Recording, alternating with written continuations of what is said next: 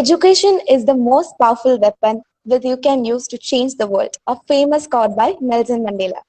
Every day starts with a new beginning to learn and know more.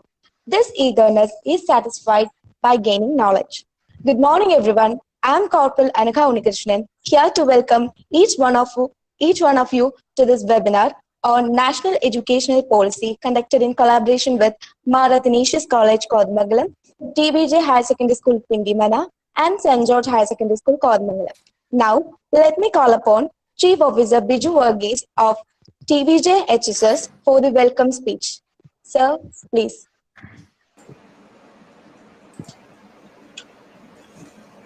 A very warm good morning to one and all.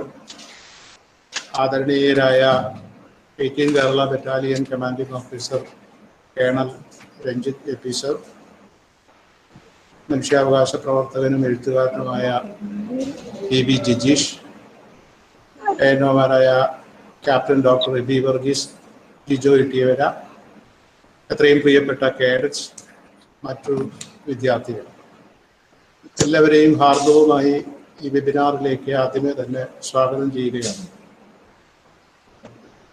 2020 July 29 കേന്ദ്ര മന്ത്രിസഭ അംഗീകരിച്ച് പാസാക്കിയ national education policy സ്വാതന്ത്ര്യാനന്തര ഇന്ത്യയിൽ ഇത്തരത്തിൽ അവതരിപ്പിക്കപ്പെടുന്ന മൂന്നാമത്തെ education പോളിസിയാണ്. ആദ്യത്തേത് 1968 കോത്താരി കമ്മീഷൻ റിപ്പോർട്ടിനെ അടിസ്ഥാനമാക്കി ഒരു നാഷണൽ എഡ്യൂക്കേഷൻ പോളിസി ഇന്ത്യയിൽ നടപ്പാക്കുകയുണ്ടായി. പിന്നീട് 1986 ചൈൽഡ് സെന്റേർഡ് എഡ്യൂക്കേഷന് പ്രാധാന്യം കൊടുത്തുകൊണ്ട് സാർവത്രികമായ വിദ്യാഭ്യാസം എല്ലാവർക്കും ലഭ്യമാക്കുക എന്നുള്ള ഒരു ആശയം വെച്ചുകൊണ്ട് ഓപ്പറേഷൻ ബ്ലാക്ക് ബോർഡ് എന്ന മുദ്രാവാക്യം ഉയർത്തി ഇന്ത്യയിലെ ഒരു എഡ്യൂക്കേഷൻ പോളിസി നടപ്പിലാക്കി. അതിൻ്റെ തുടർച്ചയായിട്ടാണ് ഈ മൂന്നാമത്തെ നാഷണൽ എഡ്യൂക്കേഷൻ പോളിസി കേന്ദ്ര ഗവൺമെന്റ് അംഗീകരിച്ച് നടപ്പാക്കുന്നത്. പ്രീ പ്രൈമറി തലം മുതൽ ഉന്നത വിദ്യാഭ്യാസ തലം വരെ ഘടനാപരമായി ഒരു മാറ്റം വരുത്തുക എന്ന ഒരു ലക്ഷ്യത്തോടു കൂടിയാണ് ഈ വിദ്യാഭ്യാസ പോളിസി കേന്ദ്ര സർക്കാർ അംഗീകരിച്ച് നടപ്പാക്കാൻ ഉദ്ദേശിക്കുന്നത്. 2030 ഇന്ത്യയെ ഒരു ഗ്ലോബൽ നോളജ് സൂപ്പർ പവറാക്കി മാറ്റുക എന്നതാണ് ആത്യന്തികമായി ഈ നാഷണൽ എഡ്യൂക്കേഷൻ പോളിസി 2020 കൊണ്ട് നമ്മൾ ലക്ഷ്യം വയ്ക്കുന്നത്. 2015 മുൻ ക്യാബിനറ്റ് സെക്രട്ടറി TSR സുബ്രഹ്മണ്യത്തിൻ്റെ അധ്യക്ഷതയിൽ ഒരു കമ്മീഷനെ രൂപീകരിച്ചു. അവർ കൊടുത്ത റിപ്പോർട്ട് 2019 മുൻ ISRO ചെയർമാൻ കൃഷ്ണമൂർത്തി കസ്തൂരിരംഗന്റെ നേതൃത്വത്തിലുള്ള ഒരു പാനലിന് സമർപ്പിക്കുകയും ഇന്ത്യയിലാകമാനം 2 ലക്ഷത്തോളം പൊതുജനങ്ങളിൽ നിന്ന് വിദ്യാഭ്യാസ രംഗത്തും സാമൂഹിക രംഗത്തും പ്രവർത്തിക്കുന്ന ഒരുപാട് സംഘടനകളിൽ നിന്നെല്ലാം അഭിപ്രായ രൂപീകരണം നടത്തിയിട്ടാണ് ഈ പുതിയ വിദ്യാഭ്യാസ പോളിസി സർക്കാർ മുന്നോട്ട് വെച്ചു. ഘടനാപരമായ മാറ്റം എന്ന് പറയുമ്പോൾ 10+2 എന്നതിൽ നിന്ന് 5+3+3+4 എന്ന രീതിയിലേക്ക് പ്രീ പ്രൈമറി തലം മുതൽ ഉന്നത വിദ്യാഭ്യാസ തലം വരെ അത്തരത്തിലെ ഒരു റീകൺസ്ട്രക്ഷൻ ആണ് ഈ പോളിസിയുടെ ഒരു തത്വത്തിലുള്ള ആശയം. പക്ഷെ ഏത് കാര്യത്തിലും എന്നതുപോലെ ഈ വിദ്യാഭ്യാസ പോളിസിയെക്കുറിച്ചും വ്യത്യസ്തമായിട്ടുള്ള അഭിപ്രായങ്ങൾ ഈ പോളിസി നിലവിൽ വന്നതിന് ശേഷം സമൂഹത്തിൽ നിന്ന് ഉയരുകയുണ്ടായി. അനുകൂലമായിട്ടും പ്രതികൂലമായിട്ടുമുള്ള അഭിപ്രായങ്ങൾ ഇത് ശ്രദ്ധിക്കുന്നവർക്ക് മനസ്സിലാകും. അത്തരത്തിലുള്ള അഭിപ്രായങ്ങൾ ഉയർന്നു വരികയുണ്ടായി. ഈ അവസരത്തിലാണ് ഇന്ത്യയിൽ ആകമാനം ഉള്ള പൊതുസമൂഹത്തിനും പ്രത്യേകിച്ച് വിദ്യാർത്ഥി സമൂഹത്തിനും ഈ നാഷണൽ എഡ്യൂക്കേഷൻ പോളിസി 2020 കുറിച്ച് ഒരു അവബോധം സൃഷ്ടിക്കുക എന്ന ഒരു ലക്ഷ്യത്തോടു കൂടി NCCയുടെ ആഭിമുഖ്യത്തിൽ വെബിനാറുകൾ സംഘടിപ്പിക്കാൻ തീരുമാനിച്ചത്. നമ്മുടെ 18 കേരള ബറ്റാലിയന്റെ കമാൻഡിംഗ് ഓഫീസറായിരിക്കുന്ന കേണൽ രഞ്ജിത്ത് സാറിന്റെ ഇത്തരത്തിലുള്ള ഒരു മാർഗനിർദ്ദേശം ഉൾക്കൊണ്ടുകൊണ്ടാണ് കോതമംഗലം മേഖലയിലുള്ള 3 വിദ്യാഭ്യാസ സ്ഥാപനങ്ങൾ, Mar Athanasius autonomous college, T V. Joseph memorial higher secondary school Pindivana, സെന്റ് George higher secondary school Kothamangalam, ഈ 3 വിദ്യാഭ്യാസ സ്ഥാപനങ്ങളുടെ നേതൃത്വത്തിൽ അവിടെയുള്ള കേഡറ്റുകൾക്കും വിദ്യാർത്ഥികളെയും ഉൾക്കൊള്ളിച്ചുകൊണ്ട് ഇന്ന് ഈ വെബിനാർ നടത്തുന്നതിലേക്കായിട്ട് നമ്മൾ മുന്നോട്ട് വരുന്നു. ഇത്രയും ആമുഖമായി പറഞ്ഞുകൊണ്ട് ഈ വെബിനാറിൽ പങ്കെടുക്കുന്നവരെ സ്വാഗതം ചെയ്യുക എന്നുള്ള എൻ്റെ കർത്തവ്യത്തിലേക്ക് ഞാൻ കടക്കുകയാണ്. നമ്മുടെ കേഡറ്റ്സിനെ എല്ലാവർക്കും അറിയാം. കഴിഞ്ഞ 3 വർഷത്തിലധികമായി 18 കേരള ബറ്റാലിയന്റെ എല്ലാ പ്രവർത്തനങ്ങൾക്കും നേതൃപരമായ പങ്ക് വഹിച്ച് എല്ലാ കേഡറ്റ്സിനും ANOസിനും ഒരു പ്രചോദനവും പുതിയ കാര്യങ്ങൾ ഏറ്റെടുക്കാനുള്ള ഒരു പിൻബലവും നൽകുന്ന ഒരു വളരെ ശ്രേഷ്ഠമായ ഒരു കർത്തവ്യം നിർവഹിക്കുന്ന ഒരു ഓഫീസറാണ് കേണൽ രഞ്ജിത്ത് സാർ. നമ്മുടെ എല്ലാവരുടെയും പേരിൽ നമ്മുടെ CEO സാറിനെ ഈ വെബിനാറിലേക്ക് ഹാർദവുമായി സ്വാഗതം ചെയ്യുകയാണ്.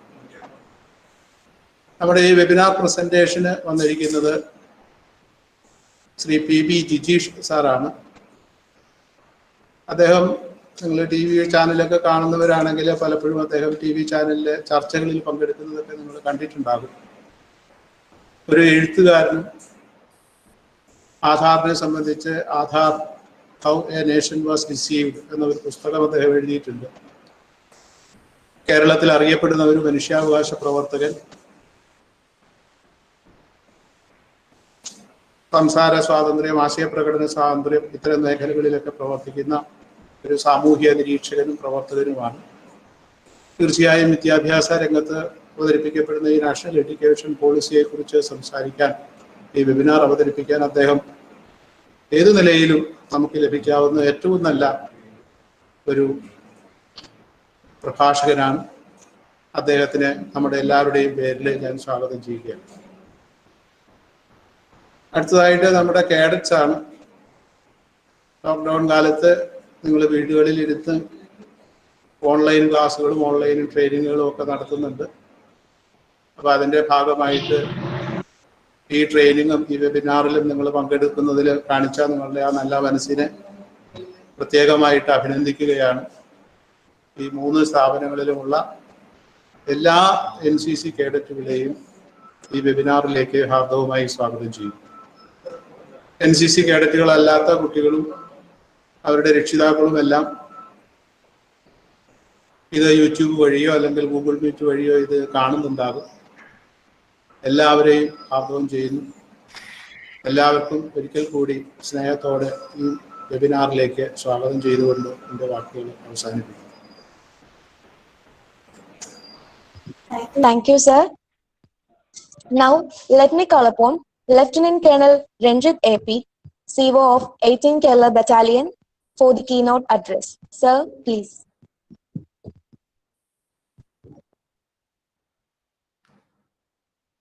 Good morning to all. ഇന്നത്തെ നമ്മൾക്ക് എല്ലാവർക്കും ഈ ഒരു പർട്ടിക്കുലർ വെബിനാറിന് വേണ്ടി അറിവ് പകർന്നു തരാൻ നമ്മൾ ഇൻവൈറ്റ് ചെയ്തു. ആ ഒരു സന്മനസ് കാട്ടിയ mister PB Jijeesh, the civil activist and columnist. I first congratulate you for sparing time and to impart knowledge to our cadets. All 3 ANOs, starting with AB Masher, Jijo and Biju Masher, they all are coordinated, all their cadets, so that everyone benefit from each other in one pocket itself. അത് നമ്മൾ ഇത് ഒരു പോക്കറ്റിൽ തന്നെ ഇത് organise ചെയ്യാൻ പറഞ്ഞപ്പോൾ അവരുടെ ഒരു കോർഡിനേഷന്റെ ഒരു മീഡിയാണ് ഇന്നൊക്കെ ഇത്രയും ഏകദേശം 100-150 കുട്ടികൾ ഒരു അടിക്ക് ഇരുന്നിട്ട് ഈ ഒരു കാര്യം എന്താണ് ചെറിയ രീതിയിലെങ്കിലും മനസ്സിലാക്കാൻ ശ്രമിക്കുന്നത്. മാഷ് തുടക്കത്തിൽ തന്നെ എല്ലാവരുടെ അടുത്തും പറഞ്ഞിരുന്നു, എന്താണ് ഈ ന്യൂ എഡ്യൂക്കേഷൻ പോളിസി എന്നതും ഈ ന്യൂ എഡ്യൂക്കേഷൻ പോളിസി ഏറ്റവും കൂടുതൽ എഫക്റ്റ് ആകുന്ന ഒരു വിഭാഗമാണ് നിങ്ങൾ. ഒരു പോളിസി കൊണ്ടുവരുന്നത് ഒരു ഗവൺമെന്റിന്റെ ഒരു നമ്മളുടെ ഒരു പോളിസി കൊണ്ടുവരുന്നത്. പക്ഷെ ആ പോളിസി ഇംപ്ലിമെന്റ് ചെയ്യുന്ന സമയത്താണ് പല ബുദ്ധിമുട്ടുകളും നമ്മൾക്ക് മനസ്സിലാവുന്നത്.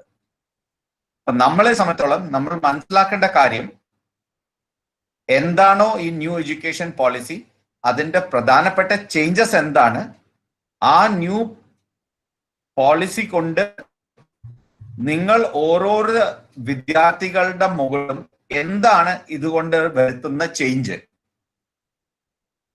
സേ ഫോർ എക്സാമ്പിൾ 10th പഠിക്കുന്ന ഒരു കുട്ടിയാണെങ്കിൽ ആ കുട്ടിക്ക് നെക്സ്റ്റ് +2 പോകുമ്പോൾ എന്താ ചേഞ്ച് വരാൻ പോകുന്നത്, അവരുടെ എക്സാമിനേഷന്റെ മെത്തേഡിൽ എന്ത് ചേഞ്ച് വരും, അവരുടെ മീഡിയം ഓഫ് കമ്മ്യൂണിക്കേഷനിൽ എന്ത് ചേഞ്ച് വരും, അവർ ഗ്രാജുവേഷനിൽ പോവുകയാണെങ്കിൽ എന്ത് ചേഞ്ച് വരും. അതേമാതിരി നിങ്ങൾ ഒരു റിസർച്ച് സ്റ്റുഡന്റ് ആകാൻ ആഗ്രഹിക്കുന്നുണ്ടെങ്കിൽ അതിൽ എന്ത് ചേഞ്ച് വരും. നിങ്ങൾ ഡിഗ്രി ആയിരുന്നെങ്കിൽ നമ്മൾ 3 കൊല്ലത്തേക്ക് ഡിഗ്രി പഠിച്ചാൽ മതിയായിരുന്നു. 3 കൊല്ലം കഴിഞ്ഞ് നമ്മൾ പുറമെ ഇറങ്ങുമ്പോൾ നമുക്കൊരു ഡിഗ്രി കയ്യിലുണ്ട്.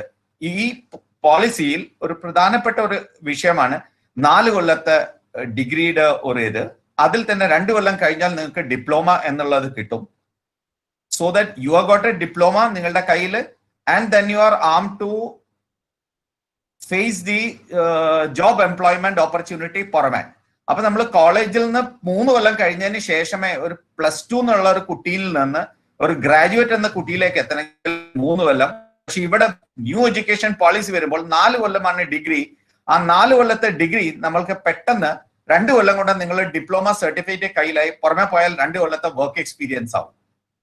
അപ്പോൾ ഇതാണ്, ഇങ്ങനെയുള്ള കാര്യങ്ങളൊക്കെ നമ്മളുടെ പ്രാക്ടിക്കലിറ്റീനെ എഫക്ട് ചെയ്യുന്നതാണ്. ആ പ്രാക്ടിക്കാലിറ്റി എത്രത്തോളം ഗ്രൗണ്ടിൽ അത് അപ്ലൈ ചെയ്യാൻ പറ്റും, അതിന്റെ എന്തൊക്കെ ബുദ്ധിമുട്ടുകളുണ്ട്, അതിൽ തന്നെ ഈ ന്യൂ എഡ്യൂക്കേഷൻ പോളിസി കൊണ്ട് നമ്മൾ ഉദ്ദേശിക്കുന്ന ഷോർട്ട് ടേം എയിംസ് എന്താണ്, അടുത്ത 3 കൊല്ലത്തിനുള്ളിൽ എഡ്യൂക്കേഷൻ പോളിസി എന്താണ് എയിം ചെയ്ത് നമുക്ക് നടപ്പിലാക്കാൻ ഉദ്ദേശിക്കുന്നത്, നെക്സ്റ്റ് 10 to 20 ഇയേഴ്സിൽ എന്താണ് നമുക്ക് നടപ്പിലാക്കാൻ ഉദ്ദേശിക്കുന്നത്.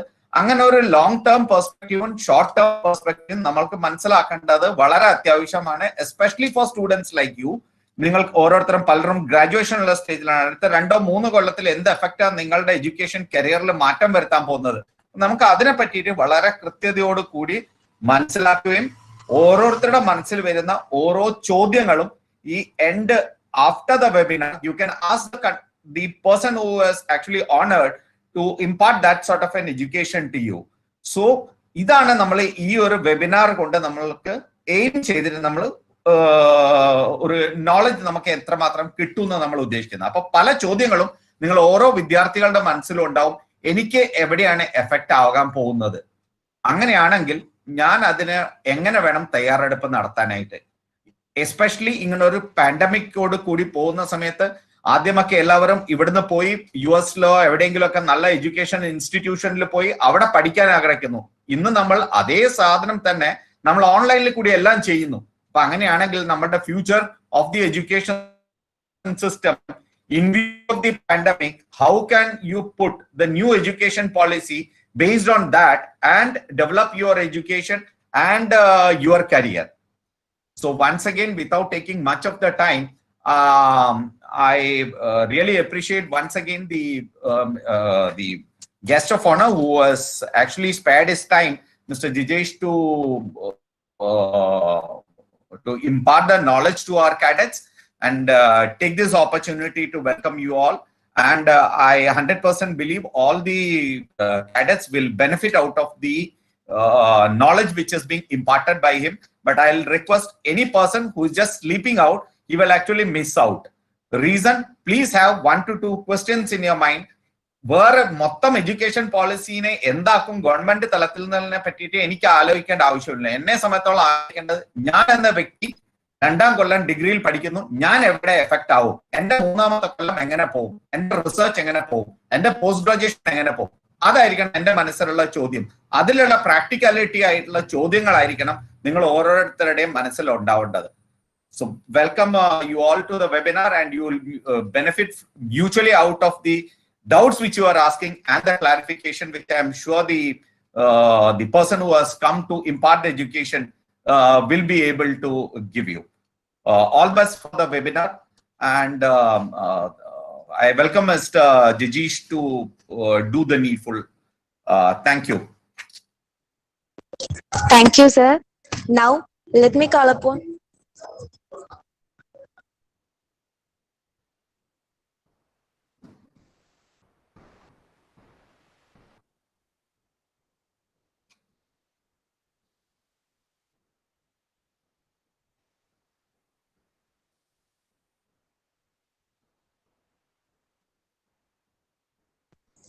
Now, let me welcome our main guest of our webinar, Sri PB Jijesh, for the webinar. Sir, please.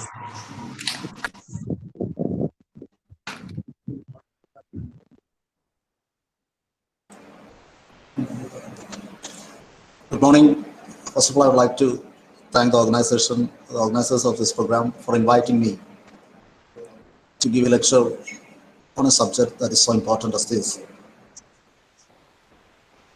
New national education policy has been a subject of discussion in our media and our circles for quite some time. And what we see is two extreme views, where one side say this is the best thing that could have happened to our education system, and the other view is that this is the worst thing. Actually, the truth lies somewhere in between. And my dear students, I'm very pleased to have an interaction with you. ഈ ദേശീയ വിദ്യാഭ്യാസ നയത്തിൻ്റെ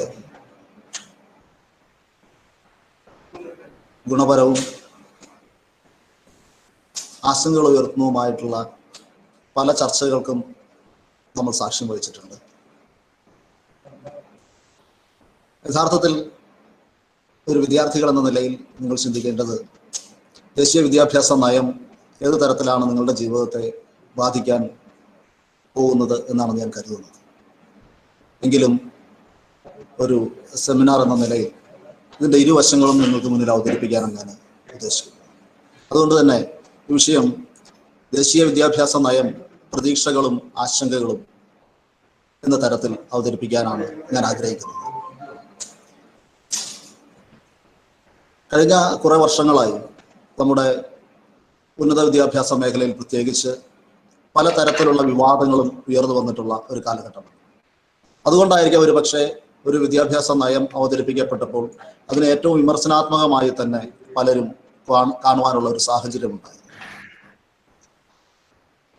എന്ത് തന്നെ ആയാലും നമ്മുടെ വിദ്യാഭ്യാസ മേഖലയെക്കുറിച്ചുള്ള പൊതുവിൽ ഉണ്ടായിരുന്ന നിരവധി പരാതികൾ, എല്ലാവരും ചൂണ്ടിക്കാണിച്ചുകൊണ്ടിരുന്ന നിരവധി പോരായ്മകൾ, അത് അഡ്രസ്സ് ചെയ്യാനുള്ള തികച്ചും ആത്മാർത്ഥമായ ഒരു ശ്രമം ഈ വിദ്യാഭ്യാസ നയത്തിന്റെ ഭാഗമായി ഉണ്ടായിട്ടുണ്ട് എന്ന കാര്യം നമുക്ക് നിഷേധിക്കാനാവുന്നതല്ല. ഒരുപക്ഷെ ചരിത്രപരമായി തന്നെ ഒരു കൊളോണിയൽ കാലഘട്ടത്തിന്റെ ശേഷിപ്പ് എന്ന നിലയിൽ തുടർന്നു വന്ന നമ്മുടെ വിദ്യാഭ്യാസ നയത്തിൽ കാതലായ മാറ്റങ്ങൾ അധികമൊന്നും ഉണ്ടായിട്ടില്ല എന്ന് പറയേണ്ടി വരും.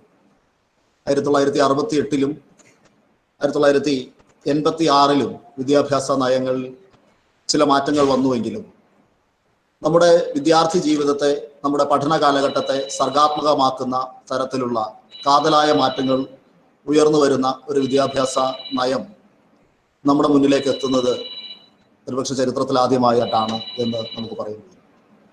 പലപ്പോഴും പല വിദേശ രാജ്യങ്ങളിലെയും വിദ്യാഭ്യാസ രീതികളുമായി നമ്മുടെ വിദ്യാഭ്യാസ സംവിധാനത്തെ തുലനം ചെയ്തുകൊണ്ട് സംസാരിക്കേണ്ടി വന്നിട്ടുണ്ട്.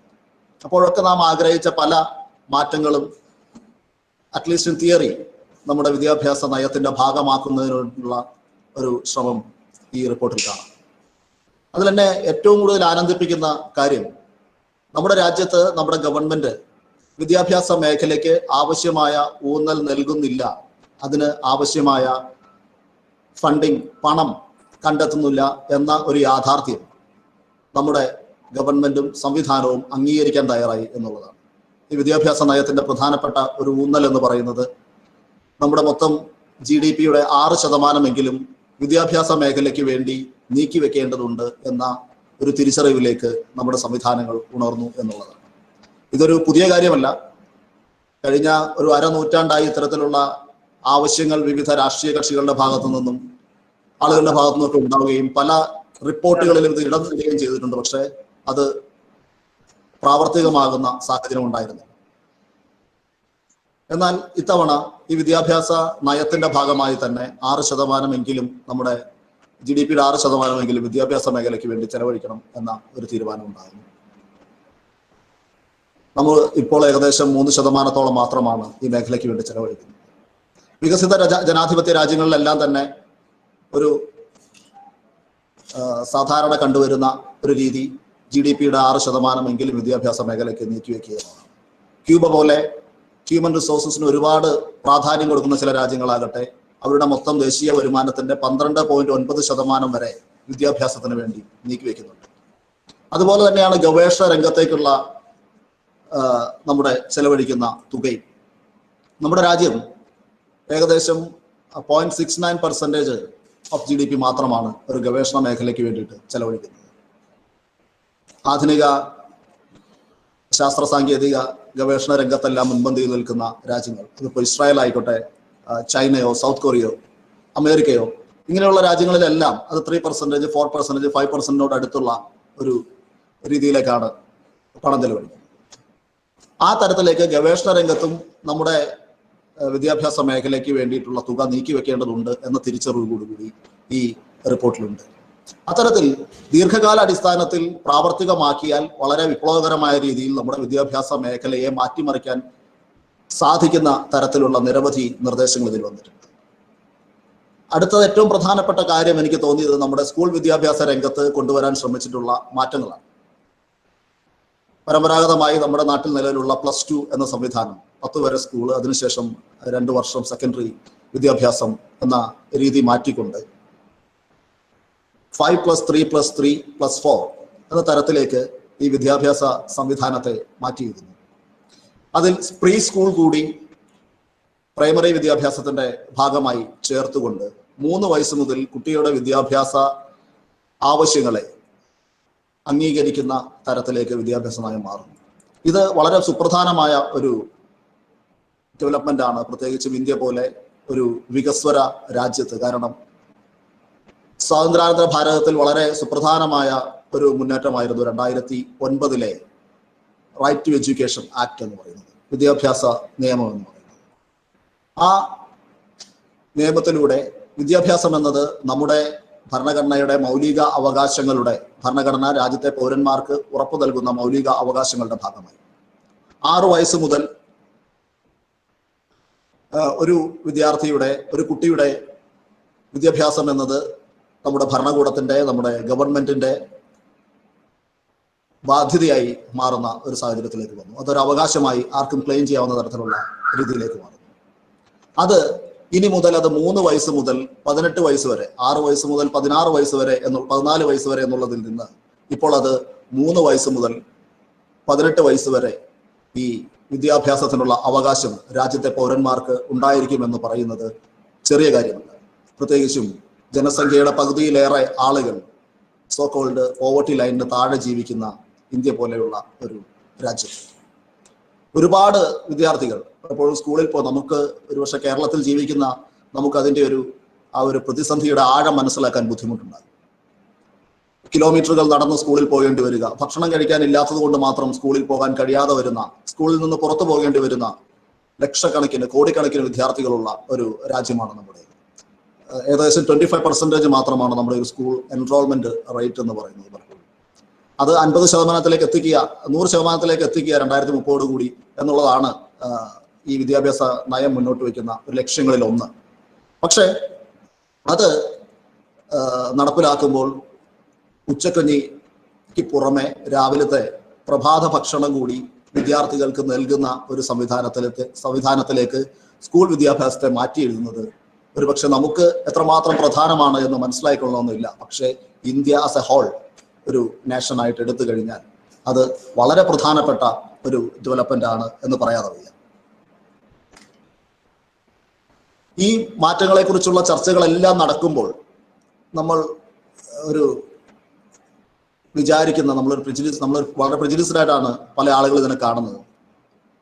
അപ്പോഴും അതിന്റെ പ്രധാനപ്പെട്ട ഒരു കാര്യം ഇത് ഇന്നോ നാളെയോ നടപ്പിലാക്കാൻ പോകുന്ന ഒരു സംഗതിയാണ് എന്നുള്ളതാണ്. പക്ഷേ നാം മനസ്സിലാക്കേണ്ട കാര്യം നാഷണൽ എഡ്യൂക്കേഷൻ പോളിസി എന്ന് പറയുന്നത് ഒരു നിയമമല്ല. ഇത് പാസ്സാക്കിയാൽ, ഇത് ഗവൺമെന്റ് അംഗീകരിച്ച് നോട്ടിഫൈ ചെയ്താൽ ഉടൻ നടപ്പിലാക്കേണ്ടുന്ന ഒരു നിയമമല്ല.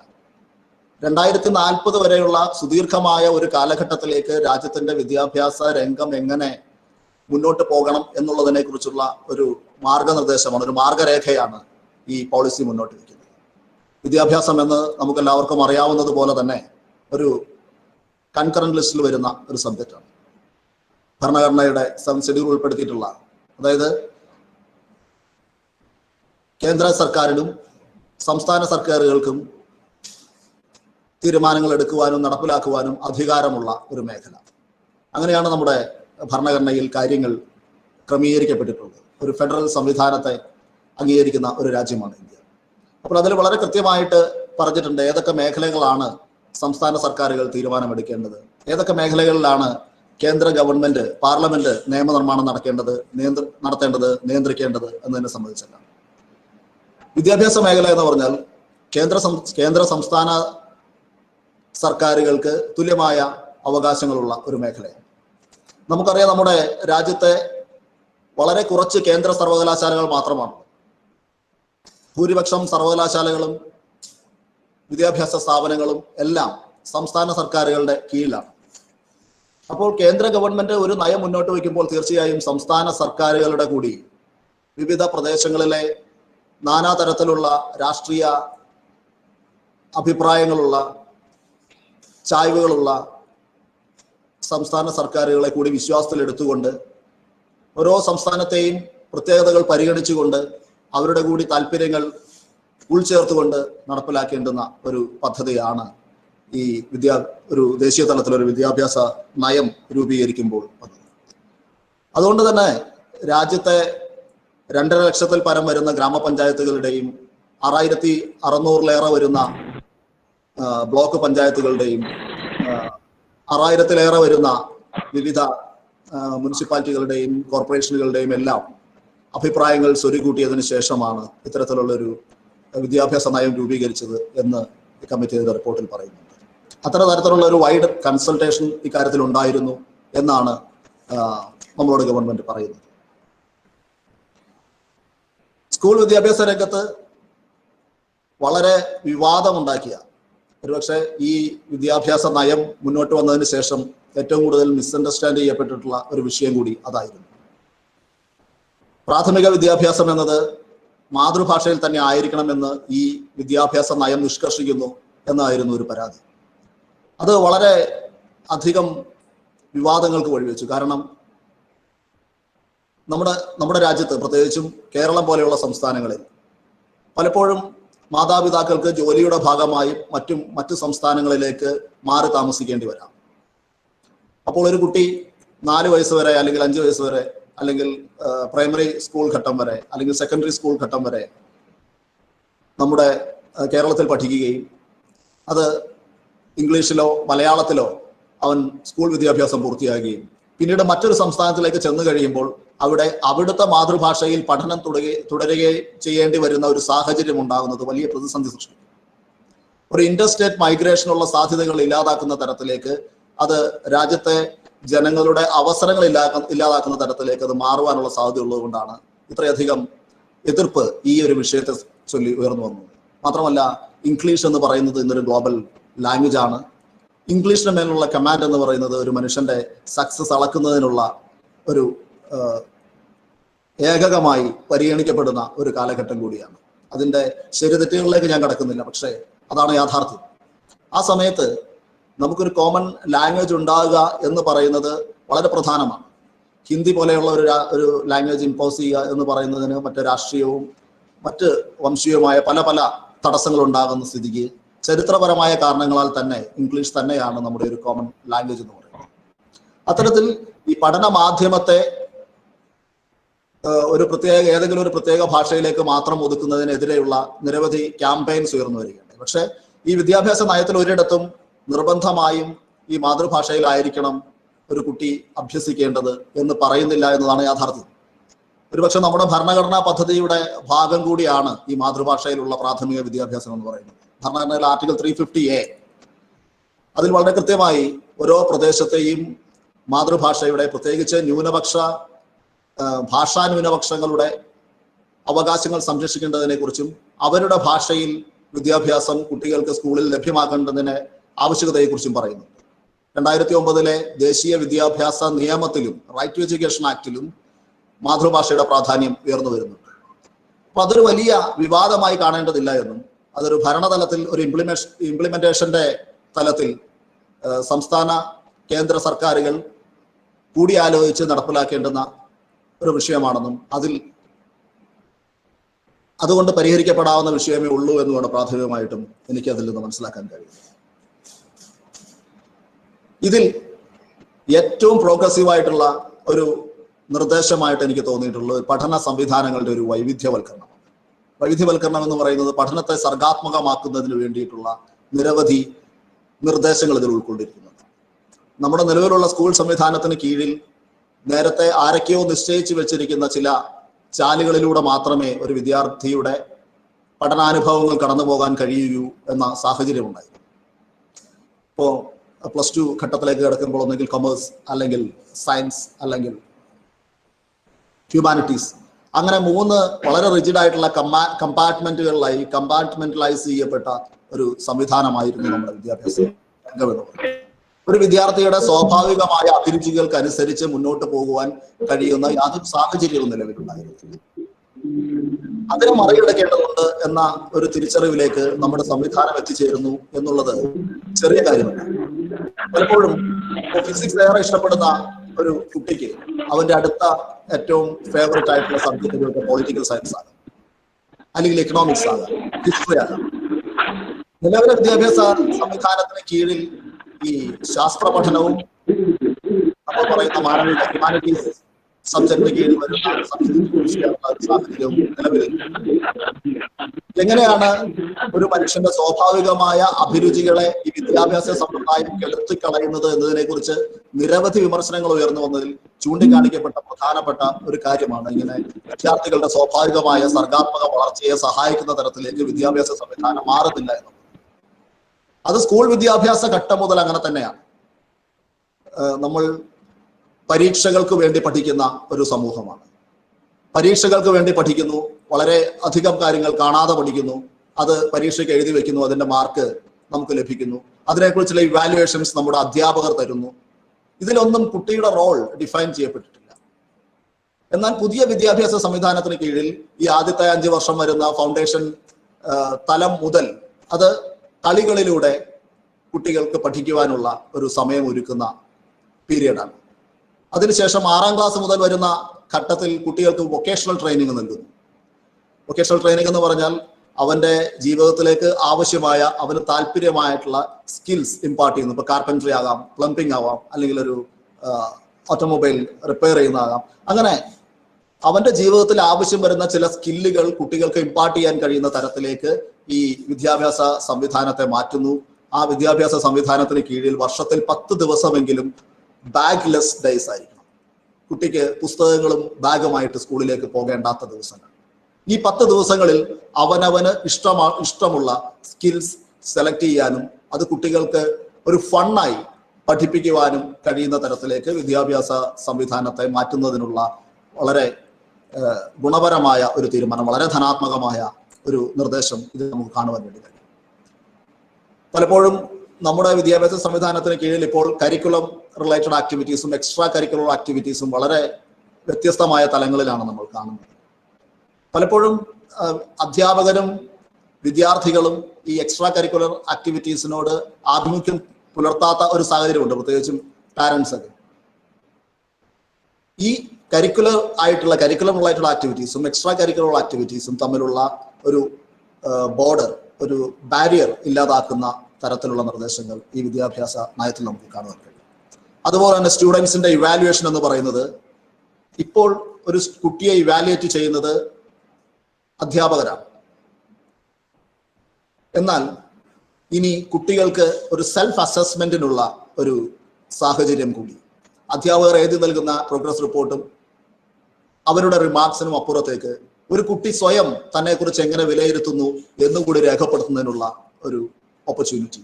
അതോടൊപ്പം സഹപാഠികൾക്ക് തൻ്റെ സുഹൃത്തിനെ കുറിച്ചുള്ള അഭിപ്രായങ്ങൾ അസസ് ചെയ്യാനുള്ള ഒരു സാഹചര്യം. ഇതൊക്കെ യാഥാർത്ഥ്യമാക്കുന്ന തരത്തിലേക്ക് സ്കൂൾ വിദ്യാഭ്യാസ ഘട്ടത്തെ സർഗാത്മകമാക്കുന്ന, അതിനെ കൂടുതൽ ക്രിട്ടിക്കൽ തിങ്കിങ്, ഈ ഡോക്യുമെന്റിൽ ഉയർന്നു വരുന്ന പ്രധാനപ്പെട്ട ഒരു വാക്കാണ് ക്രിട്ടിക്കൽ തിങ്കിങ് എന്ന് പറയുന്നത്. വിമർശനാത്മകമായ ചിന്തകൾ ഒരു കുട്ടിയുടെ മനസ്സിൽ ഉണ്ടാക്കുവാൻ സാധിക്കുന്ന തരത്തിലേക്ക് സ്കൂൾ വിദ്യാഭ്യാസ സംവിധാനത്തെ മാറ്റിയെടുക്കുകയും അതിന്റെ തുടർച്ചയായി ഉന്നത വിദ്യാഭ്യാസ രംഗത്തും ഒരു ഫ്ലെക്സിബിലിറ്റി കൊണ്ടുവരാനുള്ള ശ്രമം ഇവിടെ നടത്തിയിട്ടുണ്ട്. നമുക്ക് നിലവിലുള്ള വിദ്യാഭ്യാസ സംവിധാനത്തിന് കീഴിൽ ഇവിടെ സ്വാഗതം പറഞ്ഞപ്പോൾ സാർ പറഞ്ഞിരുന്നു, സംവിധാനത്തിന് കീഴിലുള്ള ഡിഗ്രി വരെയുള്ള സംവിധാനം എന്ന് പറയുന്നത്, ഒരു ഡിഗ്രി കോഴ്സിൽ നമ്മൾ ചേരുന്നു, ഒരു പക്ഷേ പലർക്കും ഒരു വർഷം പിന്നിടുമ്പോഴായിരിക്കാം തനിക്ക് ഇഷ്ടമുള്ള സബ്ജക്റ്റ് ആയിരുന്നില്ല ഇതെന്ന് മനസ്സിലാകും. അപ്പോൾ ഒന്ന് മറ്റൊരു സബ്ജക്റ്റിലേക്ക് മാറണമെന്ന ആഗ്രഹം ഉണ്ടാകാം, അല്ലെങ്കിൽ ഡ്രോപ്പ് ഔട്ടായി പോകുന്ന സാഹചര്യം ഉണ്ടാകാം. അപ്പോൾ ആ ഒരു വർഷം എന്ന് പറയുന്നത് ആ വിദ്യാർത്ഥിയുടെ ജീവിതത്തിൽ നിന്ന് ഇല്ലാതായി പോകുന്ന ഒരു സാഹചര്യം നിലവിലുണ്ട്. ഒരു വർഷം വേസ്റ്റ് ആക്കി എന്നാണ് നമ്മൾ പറയുന്നത്. പക്ഷെ അവന്റെ ജീവിതത്തെ സംബന്ധിച്ചിടത്തോളം ആ ഒരു വർഷം ഒരു കാരണവശാലും വേസ്റ്റ് ആക്കപ്പെടുന്നില്ല എന്നതാണ് യാഥാർത്ഥ്യം. അത് ഈ വിദ്യാഭ്യാസ നയം അംഗീകരിക്കുന്നു എന്നുള്ളത് ഒരു ചെറിയ കാര്യമല്ല. ആദ്യത്തെ ഒരു വർഷം കംപ്ലീറ്റ് ചെയ്യുമ്പോൾ ഒരു സർട്ടിഫിക്കറ്റ് നൽകുന്നു, രണ്ടാമത്തെ വർഷം കംപ്ലീറ്റ് ചെയ്യുമ്പോൾ ഒരു ഡിപ്ലോമ സർട്ടിഫിക്കറ്റ് നൽകുന്നു, 3 വർഷം കംപ്ലീറ്റ് ചെയ്യുമ്പോൾ ഒരു ബിരുദ സർട്ടിഫിക്കറ്റും 4 വർഷം ഡിഗ്രി റിസർച്ച് സർട്ടിഫിക്കറ്റും നൽകുക. അങ്ങനെ വിദ്യാഭ്യാസ മേഖലയിലെ ഈ ഉന്നത വിദ്യാഭ്യാസ മേഖലയിൽ ഓരോ ഘട്ടത്തിലും അവൻ ചെലവഴിക്കുന്ന സമയത്തിന്റെ വില, അവന്റെ എഫേർട്ടിന്റെ വില ഈ സംവിധാനം അംഗീകരിക്കുകയും പിന്നീട് അവർ മറ്റൊരു കോഴ്സിലേക്ക് മൈഗ്രേറ്റ് ചെയ്യണമെന്ന ഒരു തോന്നൽ എപ്പോഴെങ്കിലും ഉണ്ടായാൽ അതിനുള്ള സാഹചര്യം ഒരുക്കുകയും ചെയ്യുന്നു. അതൊരു അക്കാഡമിക് ക്രെഡിറ്റ് ആയി നമ്മുടെ ഒരു ജീവിതത്തിൽ രേഖപ്പെടുത്തി വെക്കുന്നു. മറ്റൊരു കോഴ്സിന് ചേരുമ്പോൾ ഈ പറയുന്ന നമ്മൾ ഇന്ന് വേസ്റ്റ് ആക്കി എന്ന് പറയുന്ന ഒരു വർഷത്തിന്റെ ക്രെഡിറ്റ് കൂടി അവന് ലഭിക്കുന്നു എന്നുള്ളത് വളരെ വലിയ ഒരു ഫ്ലെക്സിബിലിറ്റിയാണ്, വളരെ വലിയ ഒരു സാധ്യതകളുടെ വലിയ ലോകമാണ് നമ്മുടെ വിദ്യാർത്ഥി സമൂഹത്തിന് മുന്നിൽ തുറന്നു വയ്ക്കുന്നത്. അതോടൊപ്പം ഇന്ന് നമ്മുടെ വിദ്യാഭ്യാസ മേഖലയ്ക്ക് കണ്ടുവരുന്ന പ്രധാനപ്പെട്ട ഒരു പോരായ്മ എന്ന് പറയുന്നത്, പ്രത്യേകിച്ച് പ്രൊഫഷണൽ വിദ്യാഭ്യാസ രംഗത്ത് ഏതെങ്കിലും ഒരു പ്രത്യേക സബ്ജക്റ്റിനെ മാത്രം നമ്മൾ പഠിക്കുകയും മറ്റുള്ള സബ്ജക്റ്റുകളുമായിട്ട് നമ്മൾ ഒരു കാരണവശാലും ബന്ധപ്പെടാനുള്ള സാഹചര്യം ഇല്ലാതാവുകയും ചെയ്യും. പലപ്പോഴും ഈ ടെക്നോളജിയുടെ മേഖലയിലാണ് ഇത് ഏറ്റവും കൂടുതൽ നമ്മൾ കണ്ടുവരുന്നത്. പുതിയ കാലഘട്ടത്തിൽ ആധുനിക സാങ്കേതിക വിദ്യ, ടെക്നോളജി എന്ന് പറയുന്നത് സാധാരണ മനുഷ്യനെ ബാധിക്കുന്ന പല മേഖലകളിലേക്കും അപ്ലൈ ചെയ്യേണ്ടി വരുന്ന ഒരു സാഹചര്യത്തിൽ വളരെ മെക്കാനിക്കൽ ആയിട്ടുള്ള ഒരു തോട്ട് പ്രോസസ്സിലൂടെ സാമൂഹിക യാഥാർത്ഥ്യങ്ങളെ മനസ്സിലാക്കാത്ത തരത്തിൽ ഇത് അപ്ലൈ ചെയ്യപ്പെടുകയും പലപ്പോഴും ഒരു മനുഷ്യന്റെ ജീവിതത്തെ തന്നെ ഇല്ലാതാക്കുന്ന തരത്തിലേക്ക് ഈ ടെക്നോളജി മാറുകയും ചെയ്യുന്ന സാഹചര്യം ഉയർന്നു വരാൻ, പ്രത്യേകിച്ചും ഐഡന്റിഫിക്കേഷൻ പ്രോജക്റ്റുകളൊക്കെ നടപ്പിലാക്കുന്ന ഇടങ്ങളിൽ പലപ്പോഴും ചില രേഖകളില്ലാത്തത് കൊണ്ട് അല്ലെങ്കിൽ ഒരാളുടെ ഫിംഗർ പ്രിന്റ് റീഡ് ചെയ്യാൻ കഴിയാത്തത് കൊണ്ട് അവർക്ക് റേഷൻ നിഷേധിക്കപ്പെടുന്ന ഒരു സാഹചര്യം നമ്മൾ കണ്ടിട്ടുണ്ട്. ഇപ്പോൾ സന്തോഷി കുമാരി എന്ന് പറയുന്ന ഒരു 11 വയസ്സുകാരി ബാലിക, അവരുടെ കുടുംബത്തിന് അവരുടെ റേഷൻ കാർഡ് ആധാറുമായി ലിങ്ക് ചെയ്യാൻ കഴിയാത്തത് കൊണ്ട് റേഷൻ നിഷേധിക്കപ്പെടുകയും പട്ടിണി മരണം സംഭവിക്കുകയും ആ അമ്മ മാധ്യമങ്ങൾക്ക് മുന്നിൽ വന്നു നിന്നുകൊണ്ട് എൻ്റെ കുഞ്ഞ് അമ്മയെ വിശക്കുന്നു എന്ന് കരഞ്ഞുകൊണ്ടാണ് മരിച്ചു വീണത് എന്ന് വിലപിക്കുകയും ചെയ്യുന്ന കാഴ്ച നമ്മൾ കണ്ടതാണ്. ഇത്തരത്തിലുള്ള സംവിധാനങ്ങളൊക്കെ രൂപീകരിക്കപ്പെടുന്നത് ടെക്നോളജിയുടെ ഒരു ലെവലിൽ നിന്നുകൊണ്ട്, ഒരു സാങ്കേതിക മേഖലയിൽ നിന്നുകൊണ്ട്, ആ മേഖലയിൽ നിന്നുള്ള ആളുകൾ മാത്രം ഉൾപ്പെടുന്ന ഒരു സംവിധാനത്തിൽ നിന്ന് ഉണ്ടായതുകൊണ്ട് തന്നെ ഇത്തരത്തിലുള്ള മാനവികമായ കാര്യങ്ങൾ പലപ്പോഴും നഷ്ടപ്പെട്ടു പോവുകയും കാണാതെ പോവുകയും ചെയ്യുന്ന ഒരു സാഹചര്യമുണ്ട്. ഇതിൽ മാത്രമല്ല, പലപ്പോഴും നമ്മൾ ശ്രദ്ധിച്ചാൽ അറിയാം, ഇന്ന് മൗലികവാദ രംഗത്തേക്ക് മതത്തിന്റെ പേരിലും രാഷ്ട്രീയത്തിന്റെ പേരിലുമുള്ള മൗലികവാദ സംഘടനകളിലേക്ക് എത്തിച്ചേരുന്ന നല്ലൊരു ശതമാനം ആളുകളും ഇത്തരത്തിലുള്ള പ്രൊഫഷണൽ രംഗത്ത് നിന്ന് കടന്നു വരുന്നവരാണ്. കാരണം അവർക്ക് ഇത്തരം ആശയങ്ങൾ മുന്നിലേക്ക് വരുമ്പോൾ അതിനെ ക്രിട്ടിക്കലായിട്ട് അനലൈസ് ചെയ്യുന്നതിനുള്ള ഒരു സ്കില്ലില്ലാതെ പോകും. അവർ ഇതിനെക്കുറിച്ച് പഠിച്ചിട്ടില്ല, അവർ ഇതിനെക്കുറിച്ച് മനസ്സിലാക്കിയിട്ടില്ല. ഇത്തരത്തിലൊരു തോട്ട് പ്രോസസ്സിലേക്ക് അവരുടെ മനസ്സ് ഒരിക്കലും എത്തിച്ചേർന്നിട്ടില്ല. അതുകൊണ്ട് തന്നെ ISIS പോലെയുള്ള സംഘടനകളിലേക്ക് പോയിട്ടുള്ള പല ആളുകളും ഒരുപക്ഷെ IT മേഖലയിൽ നിന്നോ അങ്ങനെ ടെക്നോളജിയുടെ മേഖലയിൽ നിന്ന് പ്രൊഫഷണൽ രംഗത്ത് നിന്ന് കടന്നു വന്ന ആളുകളാണ് എന്ന് നമുക്ക് മനസ്സിലാക്കാം. അപ്പോൾ വിദ്യാഭ്യാസ രംഗത്ത് നിന്ന് ഈ മാനവികതയുടെ അംശം ചോർന്നു പോകുന്നു എന്ന യാഥാർത്ഥ്യം ലോകം അംഗീകരിച്ച ഒരു യാഥാർത്ഥ്യമാണ്. അത് നമ്മുടെ സംവിധാനം കൂടി അത് അംഗീകരിക്കുകയും എല്ലാ വിദ്യാഭ്യാസ രംഗങ്ങളെയും ഒരു മൾട്ടി ഡിസിപ്ലിനറി സംവിധാനത്തിലേക്ക് കൊണ്ടുവരാൻ ശ്രമിക്കുകയും ചെയ്യുന്നു. ഇപ്പോൾ IIT, IIMs അല്ലെങ്കിൽ നാഷണൽ ലോ യൂണിവേഴ്സിറ്റി ഇതുപോലെയുള്ള ഉന്നത വിദ്യാഭ്യാസ സ്ഥാപനങ്ങളെ, ഏതെങ്കിലും ഒരു പ്രത്യേക വിഷയം മാത്രം പഠിപ്പിക്കുന്ന സ്ഥാപനങ്ങളെ വൈവിധ്യവൽക്കരിക്കുകയും അവിടെ ഈ മാനവികമായ വിഷയങ്ങൾ കൂടി പഠിപ്പിക്കുന്നതിനുള്ള സാഹചര്യം ഒരുക്കുകയും ചെയ്യുന്നു. അത് ഇങ്ങനെയുള്ള വിദ്യാഭ്യാസ തരംഗങ്ങളെ മാത്രമല്ല, യൂണിവേഴ്സിറ്റികളും കോളേജുകളും എല്ലാം ഇത്തരത്തിലുള്ള ഒരു മൾട്ടി ഡിസിപ്ലിനറി സംവിധാനത്തിലേക്ക് മാറ്റുന്നതിനുള്ള നിർദ്ദേശം എന്ന് പറയുന്നത് വളരെ ഗുണപരമായൊരു നിർദ്ദേശമാണ്. ഞാൻ ഈ പറഞ്ഞ കാരണങ്ങൾ കൊണ്ട് മാത്രമല്ല, വരും കാലഘട്ടത്തിൽ നമ്മുടെ ഒരു കരിയർ ഡെവലപ്മെന്റിനും ഇത് വളരെ പ്രധാനമാണെന്നാണ് ഞാൻ കരുതുന്നത്. കാരണം നമ്മളിപ്പോൾ വളരെ അത്യാവശ്യമാണ് എന്ന് പറഞ്ഞ് പഠിച്ചു വരുന്ന പല സ്കില്ലുകളും ഒരുപക്ഷെ ഒരു അടുത്ത ഘട്ടത്തിൽ റോബോട്ടുകളോ അല്ലെങ്കിൽ ആർട്ടിഫിഷ്യൽ ഇന്റലിജൻസിന്റെ സഹായത്തോടെ മറ്റു സംവിധാനങ്ങളെല്ലാം ഉപയോഗിച്ചുകൊണ്ട് ചെയ്യുകയും ഈ സ്കില്ല് യൂസ്ലെസ് ആയി പോവുകയും ചെയ്യുന്ന സാഹചര്യം ഉണ്ടാകാനുള്ള എല്ലാ സാധ്യതകളും നിലനിൽക്കുന്നുണ്ട്. അപ്പോൾ ആ സ്കില്ലിനെ നമ്മളെ പഠനത്തെ മുന്നോട്ട് കൊണ്ടുപോകാനുള്ള പുതിയ മേഖലകൾ തിരഞ്ഞെടുക്കുന്നതിന് ഈ വാട്ടർ ടൈറ്റ് കമ്പാർട്ട്മെന്റലൈസ് ചെയ്തിട്ടുള്ള ഈ വിദ്യാഭ്യാസ സംവിധാനം ഒരു തടസ്സമായിട്ട് വരും. പലപ്പോഴും ഒരു മേഖലയിലെ വിദ്യാഭ്യാസം പൂർത്തിയാക്കിയതിനു ശേഷം അവിടെ നിന്ന് മറ്റൊരു മേഖലയിലേക്ക് മൈഗ്രേറ്റ് ചെയ്യാൻ, ഷിഫ്റ്റ് ചെയ്യാൻ നമുക്ക് സാധിക്കാതെ വരും. അത്തരത്തിലൊരു കരിയർ ഓറിയന്റഡ് വ്യൂവിൽ നിന്ന് നോക്കിയാലും ഇത് വളരെ പ്രധാനപ്പെട്ട ഒരു മാറ്റം തന്നെയാണ്. പക്ഷേ ഇവിടെ ഉയർന്നു വന്ന ഒരു പ്രധാനപ്പെട്ട ചില കാര്യങ്ങൾ എന്ന് പറയുന്നത് ഈ മൾട്ടി ഡിസിപ്ലിനറി സബ്ജക്ട്സിനെ കുറിച്ച് പരാമർശിക്കുമ്പോൾ വളരെ പ്രധാനപ്പെട്ട പുതിയ കാലഘട്ടത്തിൽ ഓൾറെഡി മൾട്ടി ഡിസിപ്ലിനറി ആയിട്ടുള്ള ചില സെൻസിറ്റീവ് ആയിട്ടുള്ള ചില സബ്ജക്ട്സ് ഉണ്ട്. അത് ഇപ്പോൾ cultural studies, Dalit studies, gender studies, അത് മീഡിയ സ്റ്റഡീസ്, ഇങ്ങനെ അല്ലെങ്കിൽ ഡെവലപ്മെന്റൽ സ്റ്റഡീസ്, ഇത്തരം ചില മേഖലകൾ ഈ ഡോക്യുമെന്റിൽ നിന്ന് ഒഴിവാക്കപ്പെട്ടിട്ടുണ്ട് എന്ന ഒരു വിമർശനം സ്വാഭാവികമായിട്ടും ഉയർന്നു വന്നിട്ടുണ്ട്. മറ്റൊരു പ്രധാനപ്പെട്ട നിർദ്ദേശം ഇതിനകത്ത് വന്നിട്ടുള്ളത് കേന്ദ്രീകൃതമായ ഒരു ഗവേണിംഗ് സംവിധാനം, ഒരു ഭരണ സംവിധാനം വിദ്യാഭ്യാസ രംഗത്ത് കൊണ്ടുവരികയാണ്. ഇത് നമുക്കറിയാം, ഒരുപാട് ബോഡീസ് ആണ്. UGC, മറ്റ് അക്രഡിറ്റേഷന് വേണ്ടി ഒരു ബോഡി, അംഗീകാരത്തിന് വേണ്ടി ഒരു ബോഡി, സിലബസിന് വേണ്ടി മറ്റൊരു ബോഡി, അങ്ങനെ ഒരുപാട് സ്ഥാപനങ്ങൾക്ക് കീഴിൽ നിന്നുകൊണ്ടാണ് നമ്മുടെ ഒരു വിദ്യാഭ്യാസ രംഗം പ്രവർത്തിച്ചു പോരുന്നത്. ഇതിനെല്ലാം യൂണിഫൈ ചെയ്തുകൊണ്ട് ഒരു നാഷണൽ ഹയർ എഡ്യൂക്കേഷൻ കൗൺസിൽ രൂപീകരിക്കുകയും അതിന് കേന്ദ്രീകൃതമായ ഒരു സംവിധാനവും നിർദ്ദേശവും ചട്ടക്കൂടും ഫ്രെയിംവർക്കും ഉണ്ടാവുകയും ചെയ്യുക എന്നത് വളരെ പ്രധാനമാണ് എന്ന് ഈ വിദ്യാഭ്യാസ നയം മുന്നോട്ട് വയ്ക്കുന്നുണ്ട്. പക്ഷെ അത് ഈ വിദ്യാഭ്യാസ നയത്തിന്റെ ഊന്നൽ എന്ന് പറയുന്ന വൈവിധ്യവൽക്കരണത്തെ എത്ര കണ്ട് സഹായിക്കും എന്ന കാര്യത്തിൽ സംശയമുണ്ട് താൻ. കാരണം ഇവിടെ പറയുന്നത് ഒരു വിദ്യാഭ്യാസ സ്ഥാപനത്തിന്റെ എക്കണോമിക്കൽ അഡ്മിനിസ്ട്രേറ്റീവ് ആക്ടിവിറ്റീസ്, അതുപോലെ തന്നെ ട്രാൻസ്പെറൻസീസ്, എക്കണോമിക് അഫയേഴ്സിലെ transparency, syllabus, teachers, staff, conduct of exam, ഇങ്ങനെയുള്ള കാര്യങ്ങളെല്ലാം ഈ സമിതി നിർദ്ദേശിക്കുമെന്നും മറ്റു കാര്യങ്ങൾ അതാത് വിദ്യാഭ്യാസ സ്ഥാപനങ്ങൾ നടത്തിപ്പോരട്ടെ എന്നുമാണ്. അത് എന്ത് തരത്തിലാണ്? ഇതൊന്നുമല്ലാതെ മറ്റെന്ത് കാര്യമാണ് ഒരു വിദ്യാഭ്യാസ സ്ഥാപനത്തിന് ഉള്ളതെന്ന് എനിക്ക് മനസ്സിലാകുന്നില്ല. ലൈറ്റ് ബട്ട് ടൈറ്റ് എന്നാണ് നിയന്ത്രണത്തെ കുറിച്ച് ഈ രേഖയിൽ പറയുന്നത്. ഇതിൽ ലൈറ്റ് എവിടെയാണ് എന്നത് വളരെ പ്രധാനപ്പെട്ട ഒരു ചോദ്യമാണ് എന്ന് ഞാൻ കരുതുന്നു. അതുപോലെ തന്നെ ഉള്ള ഒരു നിർദ്ദേശമാണ് നാഷണൽ ടെസ്റ്റിംഗ് ഏജൻസി എന്ന് പറയുന്ന സംഗതി. നാഷണൽ ടെസ്റ്റിംഗ് ഏജൻസി NTA നമ്മുടെ രാജ്യത്ത് കോമൺ ആയിട്ടുള്ള പരീക്ഷാ നടത്തിപ്പ് സംവിധാനമാണ്.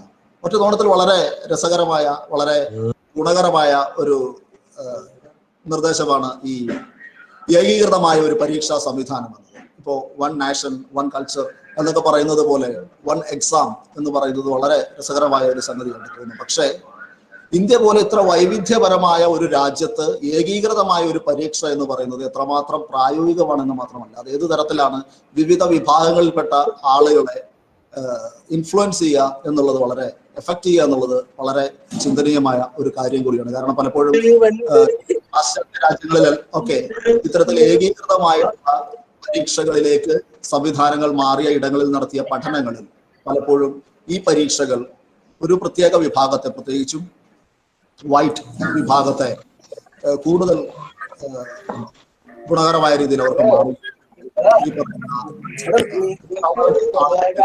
വിവേചനം അതിനകത്ത് കടന്നു വരാനുള്ള സാധ്യത കൂടുകയും ചെയ്തിട്ടുണ്ട് എന്ന് പഠനങ്ങൾ പറയുന്നു. ഇന്ത്യ പോലെയുള്ള ഇത്ര വൈവിധ്യമാർന്ന ഒരു രാജ്യത്ത് നമുക്ക് കോമൺ ആയിട്ടുള്ള ഒരു ഭാഷയില്ല, പൊതുവായിട്ടുള്ള മതമില്ല, പൊതുവായിട്ടുള്ള ഒരു സംസ്കൃതിയുടെ തണലില്ല. പലപ്പോഴും ഇപ്പോ വടക്കു കിഴക്കൻ സംസ്ഥാനങ്ങളിലെയൊക്കെ സംസ്കൃതിയും കേരളം പോലെ തെക്കേ ഇന്ത്യയിലെ സംസ്കൃതിയും ഉത്തരേന്ത്യയിലെ സംസ്കൃതികളും തമ്മിൽ കമ്പയർ ചെയ്ത് കഴിഞ്ഞിട്ടുള്ള എൻറ്റയർലി ഡിഫറെന്റ് ആയിട്ടുള്ള, വളരെ വ്യത്യസ്തമായിട്ടുള്ള ഒരു യൂറോപ്യൻ കൺസെപ്റ്റ് ഒക്കെ വെച്ച് നോക്കി കഴിഞ്ഞിട്ടുണ്ടെങ്കിൽ ഡിഫറെന്റ് നാഷണാലിറ്റീസ് എന്ന് പറയാവുന്ന തരത്തിലുള്ള ഒരു അത്ര വൈവിധ്യമാർന്ന ഒരു രാജ്യമാണ്. അങ്ങനെയുള്ള രാജ്യത്ത് ഒരു കോമൺ ടെസ്റ്റ് നടപ്പിലാക്കുന്നതിനെ കുറിച്ചുള്ള കുറിച്ചുള്ള വളരെ വ്യത്യസ്തമായ അഭിപ്രായങ്ങൾ ഉയർന്നു വരിക സാധാരണമാണ്. പക്ഷേ ഞാൻ പറഞ്ഞതുപോലെ ഇന്ത്യ ഒരു ഫെഡറൽ രാജ്യമാണ്. സംസ്ഥാന ഗവൺമെന്റുകൾക്ക് തീർച്ചയായിട്ടും അത് പരസ്പരം ചർച്ച ചെയ്ത് കൃത്യമായ ഒരു ഫ്രെയിംവർക്ക് ഉണ്ടാക്കിയെടുത്താൽ വളരെ എളുപ്പത്തിൽ പരിഹരിക്കാവുന്ന ഒരു പ്രശ്നം മാത്രമേ ഉള്ളൂ എന്നുള്ളത്. മറ്റൊരു പ്രധാനപ്പെട്ട നിർദ്ദേശം ഈ വിദേശ സർവകലാശാലകൾക്ക് നമ്മുടെ രാജ്യത്ത് പ്രവർത്തിക്കുന്നതിനുള്ള അനുമതി നൽകുക എന്നുള്ളതാണ്. ഇത് പുതിയൊരു നിർദ്ദേശമല്ല. നേരത്തെ കഴിഞ്ഞ UPA ഗവൺമെന്റിന്റെ കാലഘട്ടത്തിൽ ഇത്തരത്തിലുള്ള നിർദ്ദേശം മുന്നോട്ട് വെച്ചിരുന്നു. പക്ഷെ അന്ന് പ്രതിപക്ഷത്തായിരുന്ന രാഷ്ട്രീയ കക്ഷികളെല്ലാം അതിനെ എതിർത്തിരുന്നതാണ്, ഇപ്പോൾ ഭരിക്കുന്ന കക്ഷി ഉൾപ്പെടെ. പക്ഷെ ആ നിർദ്ദേശം ഇപ്പോൾ മുന്നോട്ട് കൊണ്ടുവരുന്ന ഒരു വിദ്യാഭ്യാസത്തിന്റെ ഒരു ഗ്ലോബൽ നിലവാരത്തിൽ നമ്മുടെ കുട്ടികൾക്ക് എളുപ്പം ആക്സസ് നൽകുന്നതിന് ഇത് സഹായകമാകും എന്ന് തന്നെ നമുക്ക് പ്രതീക്ഷിക്കാം. അതോടൊപ്പം ഈ വിദ്യാഭ്യാസ നയത്തിന്റെ ക്രക്സ് ആയിട്ട് ഉയർത്തി കാണിക്കുന്ന പലതവണ കാണിക്കുന്ന പ്രധാനപ്പെട്ട ഒരു കാര്യം ക്രിട്ടിക്കൽ തിങ്കിങ് ആണ്.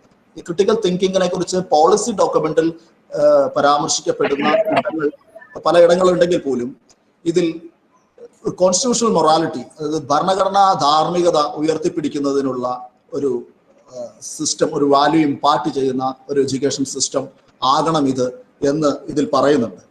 അതിൽ ഭരണഘടനാ മൂല്യങ്ങൾ എന്ന് പറയുന്ന പ്രധാനമായിട്ടും എടുത്തു പറയുന്ന പാട്രിയോട്ടിസം, ത്യാഗം, അഹിംസ, നല്ല പെരുമാറ്റം, സഹനം, കരുണ, അനുകമ്പം, മറ്റുള്ളവരെ സഹായിക്കൽ, ഗ്രാറ്റിറ്റ്യൂഡ്, ആർജവം, ഉത്തരവാദിത്തം, നീതി, സമത്വം, സ്വാതന്ത്ര്യം, എങ്ങനെ വളരെ പ്രധാനപ്പെട്ട ഭരണഘടനാ മൂല്യങ്ങൾ ഉൾച്ചേർക്കുന്നതായിരിക്കണം വിദ്യാഭ്യാസ സംവിധാനം എന്ന് പറയുമ്പോൾ നമ്മൾ ശ്രദ്ധിക്കേണ്ട ഒരു കാര്യം, ഈ പറഞ്ഞ കാര്യങ്ങളെല്ലാം ഫണ്ടമെന്റൽ ഡ്യൂട്ടീസിന്റെ ഭാഗമായിട്ട് വരുന്നതാണ്. ഒരു ജനാധിപത്യ സംവിധാനം നിലനിൽക്കുന്നത് ഫണ്ടമെന്റൽ ഡ്യൂട്ടീസിന്റെ അടിസ്ഥാനത്തിലല്ല. നമ്മുടെ ഭരണഘടന രൂപം കൊള്ളുമ്പോൾ അതിൽ ഫണ്ടമെന്റൽ ഡ്യൂട്ടീസ് ഉണ്ടായിരുന്നില്ല. പിന്നീട് ഏത് കാലഘട്ടത്തിലാണത് ചേർക്കപ്പെട്ടത് എന്ന് പറഞ്ഞാൽ അടിയന്തരാവസ്ഥ കാലഘട്ടത്തിൽ, ഇന്ദിരാഗാന്ധിയുടെ കാലഘട്ടത്തിലാണ് ഈ ഫണ്ടമെന്റൽ ഡ്യൂട്ടീസ് ഇതിന്റെ ഭാഗമാകുന്നത്. ജനാധിപത്യം നിലനിൽക്കുന്നത് ഫണ്ടമെന്റൽ റൈറ്റ്സിന്റെ ഭാഗം. കാരണം വളരെ ഏകീകൃതമായ ഒരു സംവിധാനത്തിൽ നിന്നുകൊണ്ട് അധികാരവും നീതിയും എല്ലാം ഒരു ഏകാധിപതിയുടെ അല്ലെങ്കിൽ രാജാവിന്റെ ഇഷ്ടാനിഷ്ടങ്ങൾക്ക് അനുസൃതമായി നിലനിന്നിരുന്ന ഒരു സംവിധാനത്തിൽ നിന്നുകൊണ്ട് ജനങ്ങളുടെ അഭിലാഷങ്ങൾക്ക് അനുസൃതമായി ഭരണം സാധ്യമാകുന്ന തരത്തിലേക്ക് ഉള്ള മാറ്റമാണ് ജനാധിപത്യത്തിലേക്കുള്ള വളർച്ച എന്ന് പറയുന്നത്. ഭരണാധികാരത്തിന് കീഴിൽ നമ്മളെല്ലാം പ്രജകളാണ്. രാജാവിന്റെ ഇഷ്ടങ്ങളാണ് നമ്മുടെ അവകാശങ്ങൾ എന്ന് പറയുന്നത്. രാജാവ് കൽപ്പിച്ചു തരുന്നതാണ്. പക്ഷെ ജനാധിപത്യത്തിന് കീഴിൽ നമ്മൾ പൗരന്മാരാണ്.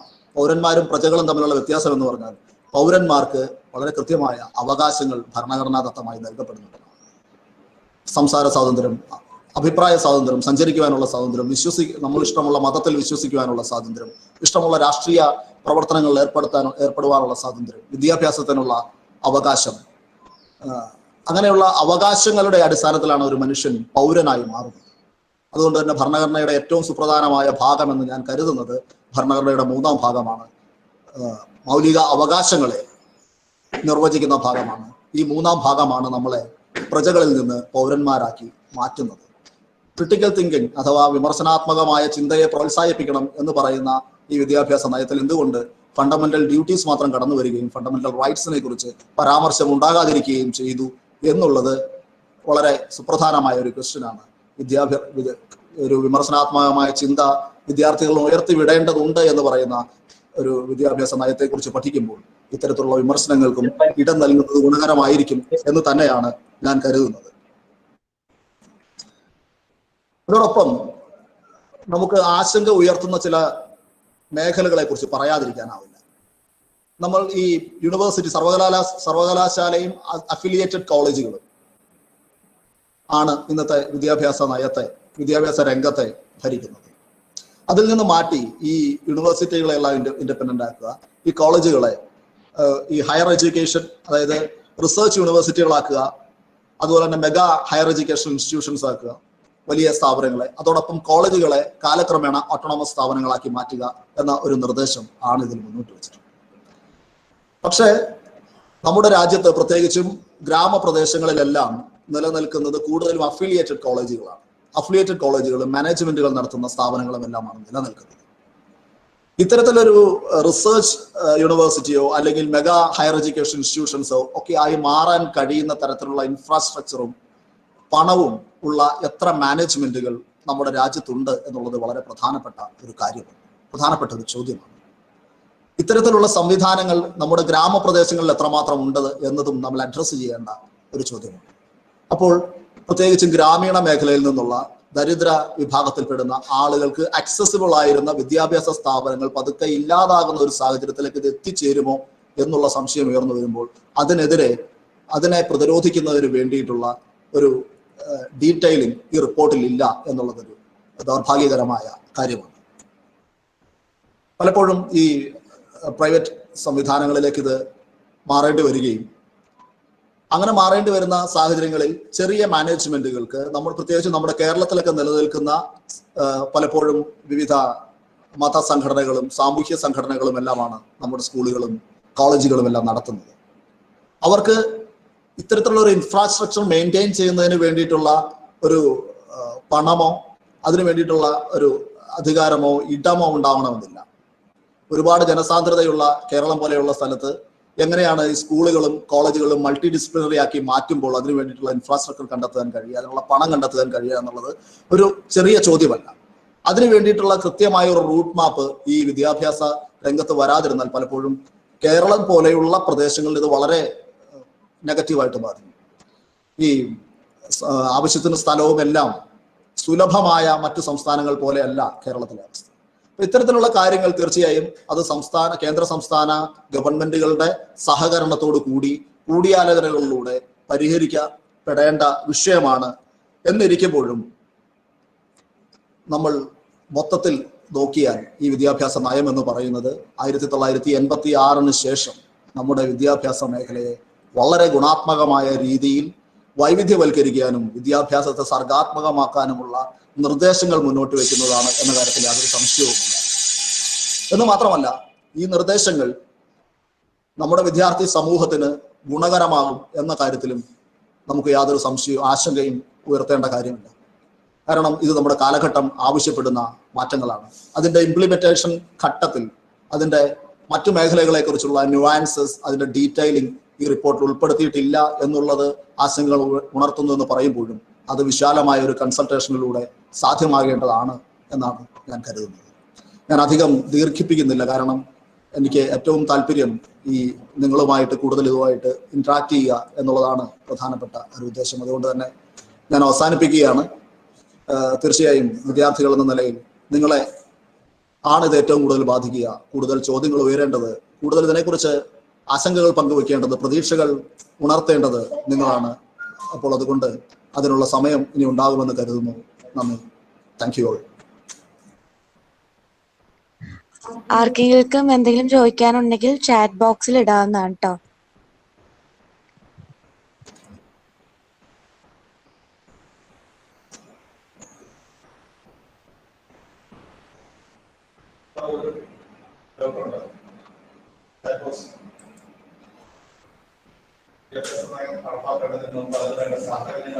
വളരെ പ്രത്യേകിച്ച് അഭ്യാസ അല്ലെങ്കിൽ നടപടി പോളിസികളുണ്ടാവും. ആൽവിന്റെ വളരെ പ്രധാനപ്പെട്ട ഒരു ചോദ്യമാണത്. അത് ഒരുപക്ഷെ ഞാനത് ആദ്യ ഘട്ടത്തിൽ തന്നെ പറയേണ്ടതുമായിരുന്നു. ഈ വിദ്യാഭ്യാസ സംവിധാനത്തെ മൾട്ടി ഡിസിപ്ലിനറി ആക്കണം എന്ന് പറയുന്നതിനൊപ്പം ഈ അധ്യാപക ട്രെയിനിങ്ങിനെയും അത്തരത്തിൽ മൾട്ടി ഡിസിപ്ലിനറി ആക്കണം എന്നുള്ള ഒരു നിർദ്ദേശം ഈ റിപ്പോർട്ടിൽ വന്നിട്ടുണ്ട്. പക്ഷെ നിലവിലുള്ള നമ്മുടെ ഒരു അധ്യാപക പരിപാടികളെ എങ്ങനെ വൈവിധ്യവൽക്കരിക്കാം, നമ്മുടെ BEd കോളേജുകളെയൊക്കെ എങ്ങനെയാണ് നമുക്ക് വൈവിധ്യവൽക്കരിക്കാൻ പറ്റുക, അതിനുള്ള ഒരു സംവിധാനം ഇൻഫ്രാസ്ട്രക്ചർ തലത്തിലും മറ്റു തരത്തിലുമുള്ള സംവിധാനം നമ്മുടെ വിദ്യാഭ്യാസ സ്ഥാപനങ്ങൾക്ക് നിലവിലുണ്ടോ എന്ന ചോദ്യം വരുമ്പോൾ ഇല്ല എന്ന് തന്നെയാണ് ഉത്തരം. അതിന് കൃത്യമായ ഒരു റോഡ് മാപ്പ് ഞാൻ പറഞ്ഞല്ലോ. ഈ വിദ്യാഭ്യാസ നയം എന്ന് പറയുന്നത് ഒരു മാർഗരേഖ മാത്രമാണ്. അത് വൈഡ് കൺസൾട്ടേഷൻസിലൂടെ ഒരുപക്ഷെ 2040 കൂടിയാണ് ഇത്തരത്തിലുള്ള നിർദ്ദേശങ്ങളിൽ പലതും നടപ്പിലാക്കാൻ കഴിയുകയുള്ളൂ. ഈ 2020 നടപ്പിലാക്കാൻ കഴിയുന്നപ്പോൾ ആദ്യമായി ചെയ്യാൻ പറ്റുന്നത് നമ്മുടെ മാനവ ശേഷി വികസന മന്ത്രാലയം MHRD എന്നുള്ള പേര് മാറ്റി എഡ്യൂക്കേഷൻ മിനിസ്ട്രി എന്നാക്കാം.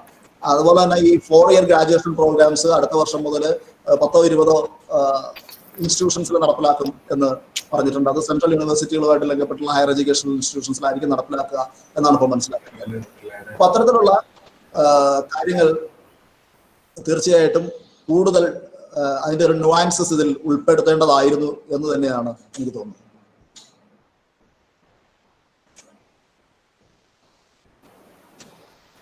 കുട്ടികൾക്ക് സാറിനോട് നേരിട്ട് സംസാരിക്കണമെങ്കിൽ നിങ്ങളുടെ ഫോൺ അൺമ്യൂട്ട് ചെയ്യാം, സാറിനോട് സംസാരിക്കാം.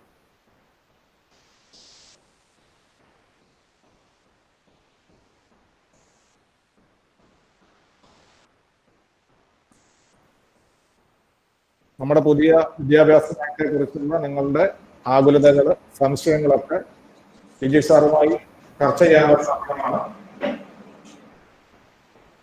നിങ്ങൾക്ക് നേരിട്ട് സംശയങ്ങൾ ചോദിക്കാവുന്നതാണ്.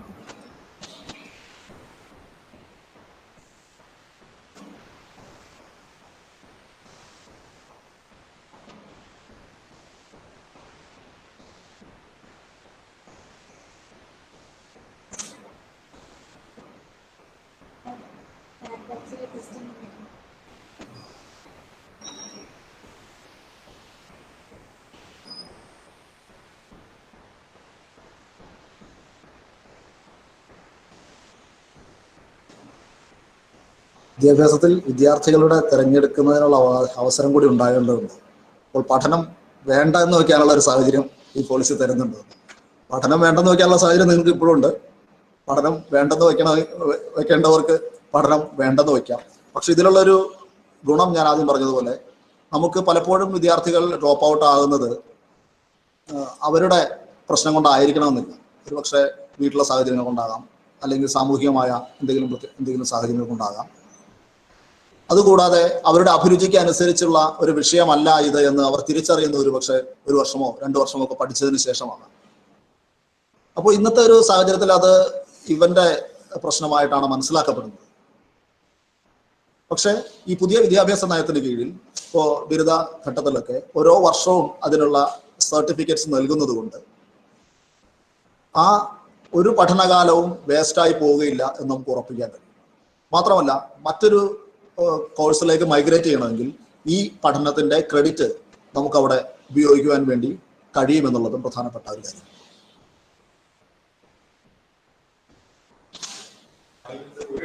അതെ അതെ അതെ പഠനത്തിന്റെ ഒരു ഘട്ടത്തിൽ പഠനം അവസാനിപ്പിച്ചപ്പോൾ 1 വർഷം കഴിഞ്ഞിട്ട് ഡിഗ്രിയുടെ ഒരു ഘട്ടം കഴിഞ്ഞതിന് ശേഷം പഠനം അവസാനിപ്പിച്ചിട്ട് ജോലിക്ക് പോകേണ്ട ഒരു സാഹചര്യം ഉണ്ടെങ്കിൽ അതിന് പോകാം. പിന്നീട് വേറെ കോഴ്സിന് ചേരേണ്ട സാഹചര്യം ഉണ്ടെങ്കിൽ അതിന് ഈ ക്രെഡിറ്റ് ഉപയോഗിക്കാൻ കഴിയുന്ന ഒരു സംവിധാനം ഇത് വിഭാവനം ചെയ്യുന്നുണ്ട്.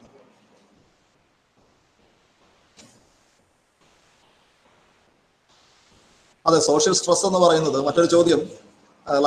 Like discontinues study and go for work to endure social stress to follow what the mind says. അത് വളരെ പ്രധാനപ്പെട്ട ഒരു കാര്യമാണ്. മനസ്സ് തിരഞ്ഞെടുക്കുന്ന പാതകളിലൂടെ നടക്കുന്നതിന് ഇത് ഈ വിദ്യാഭ്യാസ സംവിധാനം ഒരു തടസ്സമായിരുന്നു നിലവിൽ.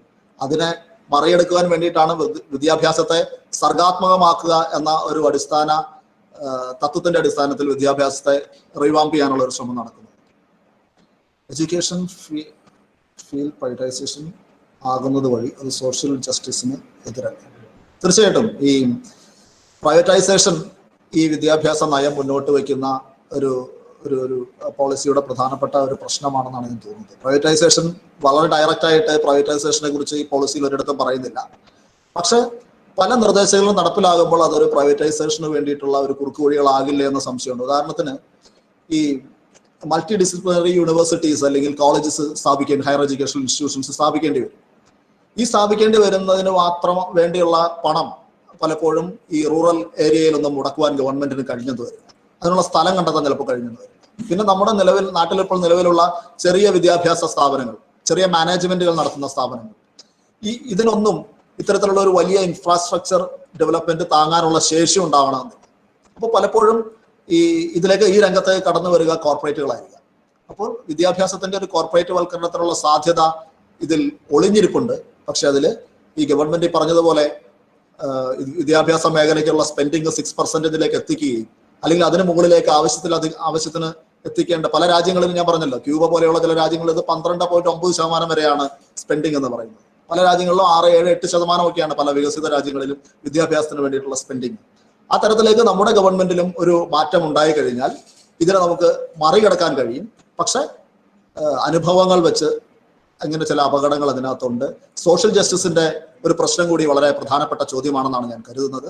ഈ വിദ്യാഭ്യാസ നയത്തിൽ സോഷ്യൽ ജസ്റ്റിസിനെ കുറിച്ച് പറയുന്നത് വളരെ ചുരുക്കം മാത്രമാണ്. Socially and economically disadvantaged groups, SEDG എന്ന് പറയുന്ന സോഷ്യലി ആൻഡ് എക്കണോമിക്കലി ഡിസ്അഡ്വാൻറ്റേജ് ഗ്രൂപ്പിനെ കുറിച്ച് പറയുന്നുണ്ടെങ്കിലും അവരുടെ ഒരു പ്രാതിനിധ്യവും ഈ വിദ്യാഭ്യാസ സംവിധാനത്തിൽ ഉറപ്പാക്കുന്നതിന് വേണ്ടി, അവരെ എക്സ്ക്ലൂഡ് ചെയ്യാതിരിക്കുന്നതിന് വേണ്ടിയിട്ടുള്ള ഒരു ഡീറ്റെയിൽഡ് ആയിട്ടുള്ള റോഡ് മാപ്പ് ഇതിനകത്തില്ല.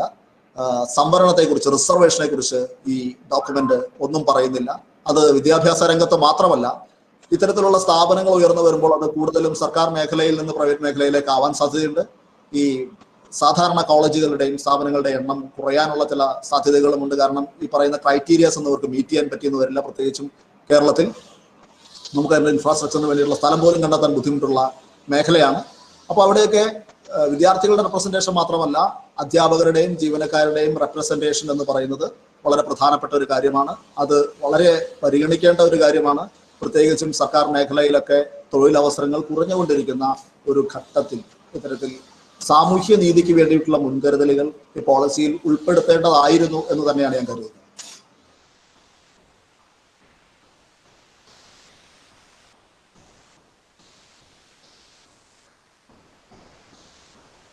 ഇപ്പോൾ പഠിച്ചുകൊണ്ടിരിക്കുന്ന കുട്ടികളെ സംബന്ധിച്ചിടത്തോളം ഈ പോളിസി എങ്ങനെ അവരെ ബാധിക്കും എന്നുള്ളത്, ഈ ഡിഗ്രിക്ക് ശേഷം ഈ പറയുന്ന റിസർച്ചിനൊക്കെ പോകുന്ന ആളുകൾക്ക് MPhil കോഴ്സ് ഇതിനകത്ത് ഒഴിവാക്കിയിട്ടുണ്ട്. പിന്നെ റിസർച്ച് മേഖലയുടെ ഓറിയന്റേഷൻ മാറിയിട്ടുണ്ട്. കൂടുതൽ യൂസ്ഫുൾ ആയിട്ടുള്ള സൊസൈറ്റൽ യൂസ് ഉള്ള മേഖലകളിലേക്ക് റിസർച്ച് കോൺസെൻട്രേറ്റ് ചെയ്യണം എന്നൊരു നിർദ്ദേശം, അവർക്ക് കൂടുതൽ പ്രിഫറൻസ് കൊടുക്കണം എന്ന് പറയുന്ന ഒരു നിർദ്ദേശം ഈ റിപ്പോർട്ടിന്റെ ഭാഗമായിട്ടുണ്ട്. പക്ഷെ അത് എത്രമാത്രം ഗുണകരമാണെന്ന് എനിക്കറിയില്ല. റിസർച്ച് പലപ്പോഴും ഒരു സോഷ്യലി ക്രിയേറ്റീവ് ആയിട്ടുള്ള സബ്ജക്റ്റുകളിലായിരിക്കും. അതിന്റെ ഇമ്പാക്റ്റ് എന്ന് പറയുന്നത് പലപ്പോഴും നേരിട്ട് നമ്മൾ എന്തെങ്കിലും ഒരു കണ്ടുപിടുത്തം നടത്തുക എന്നുള്ള അർത്ഥത്തിൽ മാത്രമായിരിക്കും. ചിലപ്പോൾ ഒരു പോളിസി ഫോർമുലേഷൻസിലായിരിക്കും ഈ പറയുന്ന സൊസൈറ്റൽ ഡൈനാമിക്സ് മനസ്സിലാക്കിക്കൊണ്ട് അതിനനുസരിച്ച് ചില മാറ്റങ്ങൾ വരുത്തേണ്ടതുണ്ട് എന്ന തരത്തിലുള്ള ഒരു ഇടപെടലുകൾ നടത്തുന്ന തരത്തിലൊക്കെ ആയിരിക്കാം ഈ റിസർച്ചിന്റെ റിസൾട്ട് എന്ന് പറയുന്നത്. നമുക്ക് ഒരിക്കലും മെഷർ ചെയ്യാൻ പറ്റുന്ന ഒരു സംഗതി ആയിരിക്കില്ല. അങ്ങനെ ചില മാറ്റങ്ങൾ ഈ ഉന്നത വിദ്യാഭ്യാസ രംഗത്ത് വന്നിട്ടുണ്ട്. മറ്റു മാറ്റങ്ങൾ എന്ന് പറയുന്നത് വളരെ എളുപ്പത്തിൽ നടപ്പിലാകുന്ന മാറ്റങ്ങളല്ല, വളരെ പെട്ടെന്ന് നടപ്പിലാക്കേണ്ട മാറ്റങ്ങളല്ല. ഞാൻ പറഞ്ഞല്ലോ, 2040 വരെയുള്ള ഒരു കാലഘട്ടത്തിലാണ് ഇത് നടപ്പിലാക്കേണ്ടത്. ഇപ്പോഴത്തെ ഈ first year, second year, third year, fourth year certificate നൽകുന്ന സംവിധാനം തന്നെ ഇപ്പോൾ ആദ്യഘട്ടത്തിൽ ഏകദേശം 20 സ്ഥാപനങ്ങളിൽ മാത്രമാണ് നടപ്പിലാക്കാൻ പോകുന്നത്. ബാക്കി കാര്യങ്ങളൊക്കെ ഗവൺമെന്റിന്റെ ഇതിനു വേണ്ടിയിട്ട് ഒരുപാട് നിയമനിർമ്മാണങ്ങളും ചർച്ചകളൊക്കെ ആവശ്യമായി വരും. ആ ഘട്ടത്തിലാണ് അതിനൊരു വ്യക്തത വരികയുള്ളൂ. ഇതൊരു മാർഗനിർദ്ദേശ രേഖ മാത്രമാണ്.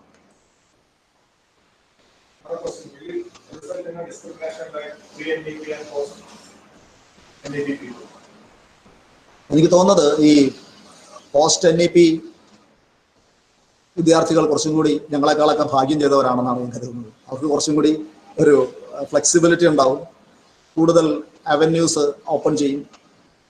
തടയപ്പെട്ട പല മേഖലകളിലേക്കും, നമുക്ക് കടക്കാനാകാത്ത പല മേഖലകളിലേക്കും കടക്കാനുള്ള സാധ്യതകൾ കൂടി അവർക്ക് മുന്നിലേക്ക് വരുന്നുണ്ട്. അത് ഓരോ കാലഘട്ടത്തിലും വരുന്ന കാലാനുസൃതമായ റിഫോർമേഷൻസിന്റെ ഗുണം തീർച്ചയായിട്ടും അതിനുശേഷമുള്ളവരാണല്ലോ അനുഭവിക്കുക. as per our performance. There will be enough revenue to implement this. Because of the pandemic, we need some time. അതെ, തീർച്ചയായിട്ടും ഈ ഇംപ്ലിമെന്റേഷൻ ഇതിന്റെ ഒരു വലിയ പ്രശ്നം തന്നെയാണ്. ഇംപ്ലിമെന്റ് ചെയ്താൽ ഇതൊക്കെ ഗുണകരമാകും എന്നാണ് നമ്മൾ വിശ്വസിക്കുന്നത്. പക്ഷെ ഇംപ്ലിമെന്റ് ചെയ്യുന്നതിന് വലിയ ഒരു ഇൻവെസ്റ്റ്മെന്റ് ആവശ്യമുണ്ട്. ഒരുപാട് ഒരു തോട്ട് പ്രോസസ്സും കോൺസെൻട്രേഷനും ഇതിന്റെ പിന്നിൽ ആവശ്യമുണ്ട്. ഇത് എളുപ്പത്തിൽ നടക്കുന്ന കാര്യങ്ങളൊന്നുമല്ല ഇതിൽ പറഞ്ഞിട്ടുള്ളത്. വളരെ ഹോളിസ്റ്റിക് ആയിട്ടുള്ള ഒരു വിദ്യാഭ്യാസത്തെ സംബന്ധിച്ചുള്ള ഒരു വ്യൂ, ഒരു പെർസ്പെക്റ്റീവ് മുന്നോട്ട് വയ്ക്കുന്നു. എന്നതിനപ്പുറത്തേക്ക് ഇത് ഇംപ്ലിമെന്റേഷന്റെ ഒരു ഡീറ്റെയിലിംഗ് റിപ്പോർട്ടിൽ തീരെ ഇല്ല എന്ന് തന്നെ പറഞ്ഞാൽ അധികമാവില്ല എന്ന് എനിക്ക് തോന്നുന്നു. കാരണം ബാക്കിയെല്ലാം ഓരോ ഘട്ടത്തിൽ നടപ്പിലാക്കേണ്ടതാണ്, നിയമനിർമ്മാണങ്ങളിലൂടെ ഉൾപ്പെടെ നടപ്പിലാക്കേണ്ടതാണ്. പലപ്പോഴും സ്റ്റേറ്റ് ലോസും സെൻട്രൽ ലോസും ഒക്കെ പൊളിച്ച് എഴുതേണ്ടി വരും. ഇപ്പോൾ UGC അബാൻഡൻ ചെയ്യുന്നതിനുള്ള നിയമമുണ്ട്, നിയമത്തിന്റെ കുറിച്ചുള്ള ചർച്ചകളാണ് നടക്കുന്നത്. ഇങ്ങനെയുള്ള ഒരുപാട് കാര്യങ്ങൾ ഇതിൽ കടന്നു വരേണ്ടതുണ്ട്. ആ ഘട്ടത്തിലാണ് അതിനെക്കുറിച്ചൊരു വ്യക്തത ഉണ്ടാവുകയുള്ളൂ. പിന്നെ ഈ 6% എന്ന് പറയുന്ന തരത്തിലേക്ക് വിദ്യാഭ്യാസ രംഗത്തിലേക്കുള്ള മുതൽ മുടക്ക് എത്തുക എന്നത് വളരെ പ്രധാനപ്പെട്ടതാണ്. അത്തരത്തിലുള്ളൊരു എക്സ്പെൻഡിച്ചർ വിദ്യാഭ്യാസ മേഖലയിൽ നടത്താൻ കഴിഞ്ഞില്ലെങ്കിൽ ഈ വിദ്യാഭ്യാസ നയം കടലാസിൽ തന്നെ ഒതുങ്ങുകയുള്ളൂ.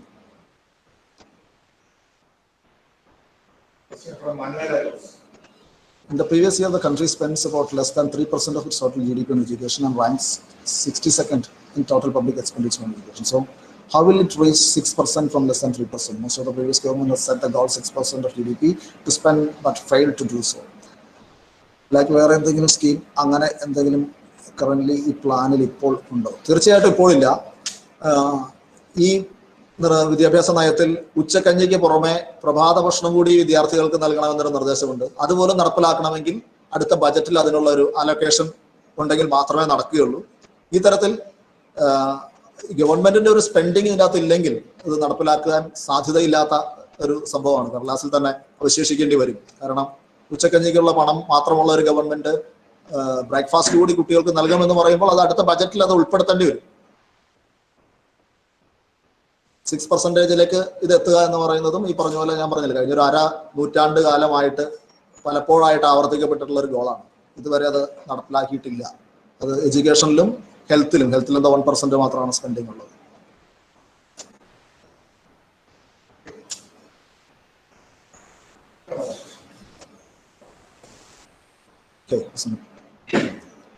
അപ്പോൾ ഒരിക്കൽ കൂടി ഇതിൽ പങ്കെടുത്ത എല്ലാവർക്കും എൻ്റെ നന്ദി. ഇത്ര ഒരു അവസരം എനിക്ക് നൽകിയതിൽ ഇതിൻ്റെ ഓർഗനൈസേഴ്സിനെ ഞാൻ വീണ്ടും എൻ്റെ നന്ദി അറിയിക്കുന്നു. പ്രത്യേകിച്ചും ഡോക്ടർ എബി, ഡോക്ടർ ബേസിൽ, ഇവരൊക്കെ ആണ് എന്നെ ബന്ധപ്പെട്ട് ഇതിലേക്ക് ക്ഷണിച്ചത്. വളരെ നന്ദി. ഇനിയും നിങ്ങളുമായിട്ട് സംവദിക്കാൻ അവസരം ഉണ്ടാകട്ടെ എന്ന് ഞാൻ ആഗ്രഹിക്കുകയാണ്. Thank you all. Thank you very much. Thank you, sir. Now, let me call Second Officer Jiju Itiyavara of St. George Higher Secondary School for a vote of thanks.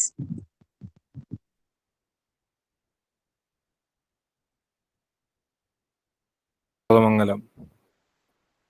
ഇന്ന് ബഹുമാനപ്പെട്ട CO sir, Ranjith sir, class എടുത്ത Jijesh sir, എല്ലാവർക്കും ഒറ്റ വാക്കിൽ thanks പറയും. ഞങ്ങളുടെ 3 institutions ഇതിനു വേണ്ട എല്ലാ സൗകര്യങ്ങളും ഒരുക്കി തന്ന MA കോളേജ്, അതുപോലെ ഇതിൽ പാർട്ടിസിപ്പേറ്റ് ചെയ്ത MA കോളേജിലെ കേഡറ്റ്സ്, സെന്റ് ജോർജ് സ്കൂളിലെ കേഡറ്റ്സ്, TVJ സ്കൂളിലെ കേഡറ്റ്സ്, എല്ലാവർക്കും നന്ദി. അതുപോലെ ഈ മീറ്റിംഗ് ഉദ്ഘാടനം ചെയ്യുകയും നാഷണൽ എഡ്യൂക്കേഷൻ പോളിസിയെ കുറിച്ച് സംസാരിക്കുകയും ചെയ്ത രഞ്ജിത്ത് സാറിനും, CO ഓഫ് 18 കേരള ബറ്റാലിയൻ, അതുപോലെ ക്ലാസ് നിങ്ങൾക്ക് വേണ്ടി നയിച്ച വിജയ് സാറിനും ഞങ്ങളുടെ 3 ഇൻസ്റ്റിറ്റ്യൂഷന്റെ പേരിൽ ഒറ്റ വാക്കിൽ നന്ദി പറഞ്ഞുകൊണ്ട് നിർത്തുന്നു. താങ്ക്സ്. എല്ലാവർക്കും നന്ദി. പാർട്ടിസിപ്പേറ്റ് ചെയ്ത എല്ലാവർക്കും താങ്ക്സ്.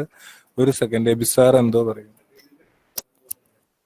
എല്ലാ കുട്ടികളും ചാറ്റ് ബോക്സിൽ പോസ്റ്റ് ചെയ്യുന്ന ഫീഡ്ബാക്ക് ഫോം ഫില്ല് ചെയ്ത് സബ്മിറ്റ് ചെയ്യേണ്ടതാണ്. എല്ലാവർക്കും ഈ സർട്ടിഫിക്കറ്റ് കിട്ടുന്നതാണ്. Thank you for attending the webinar. Thank you all. Thank you very much.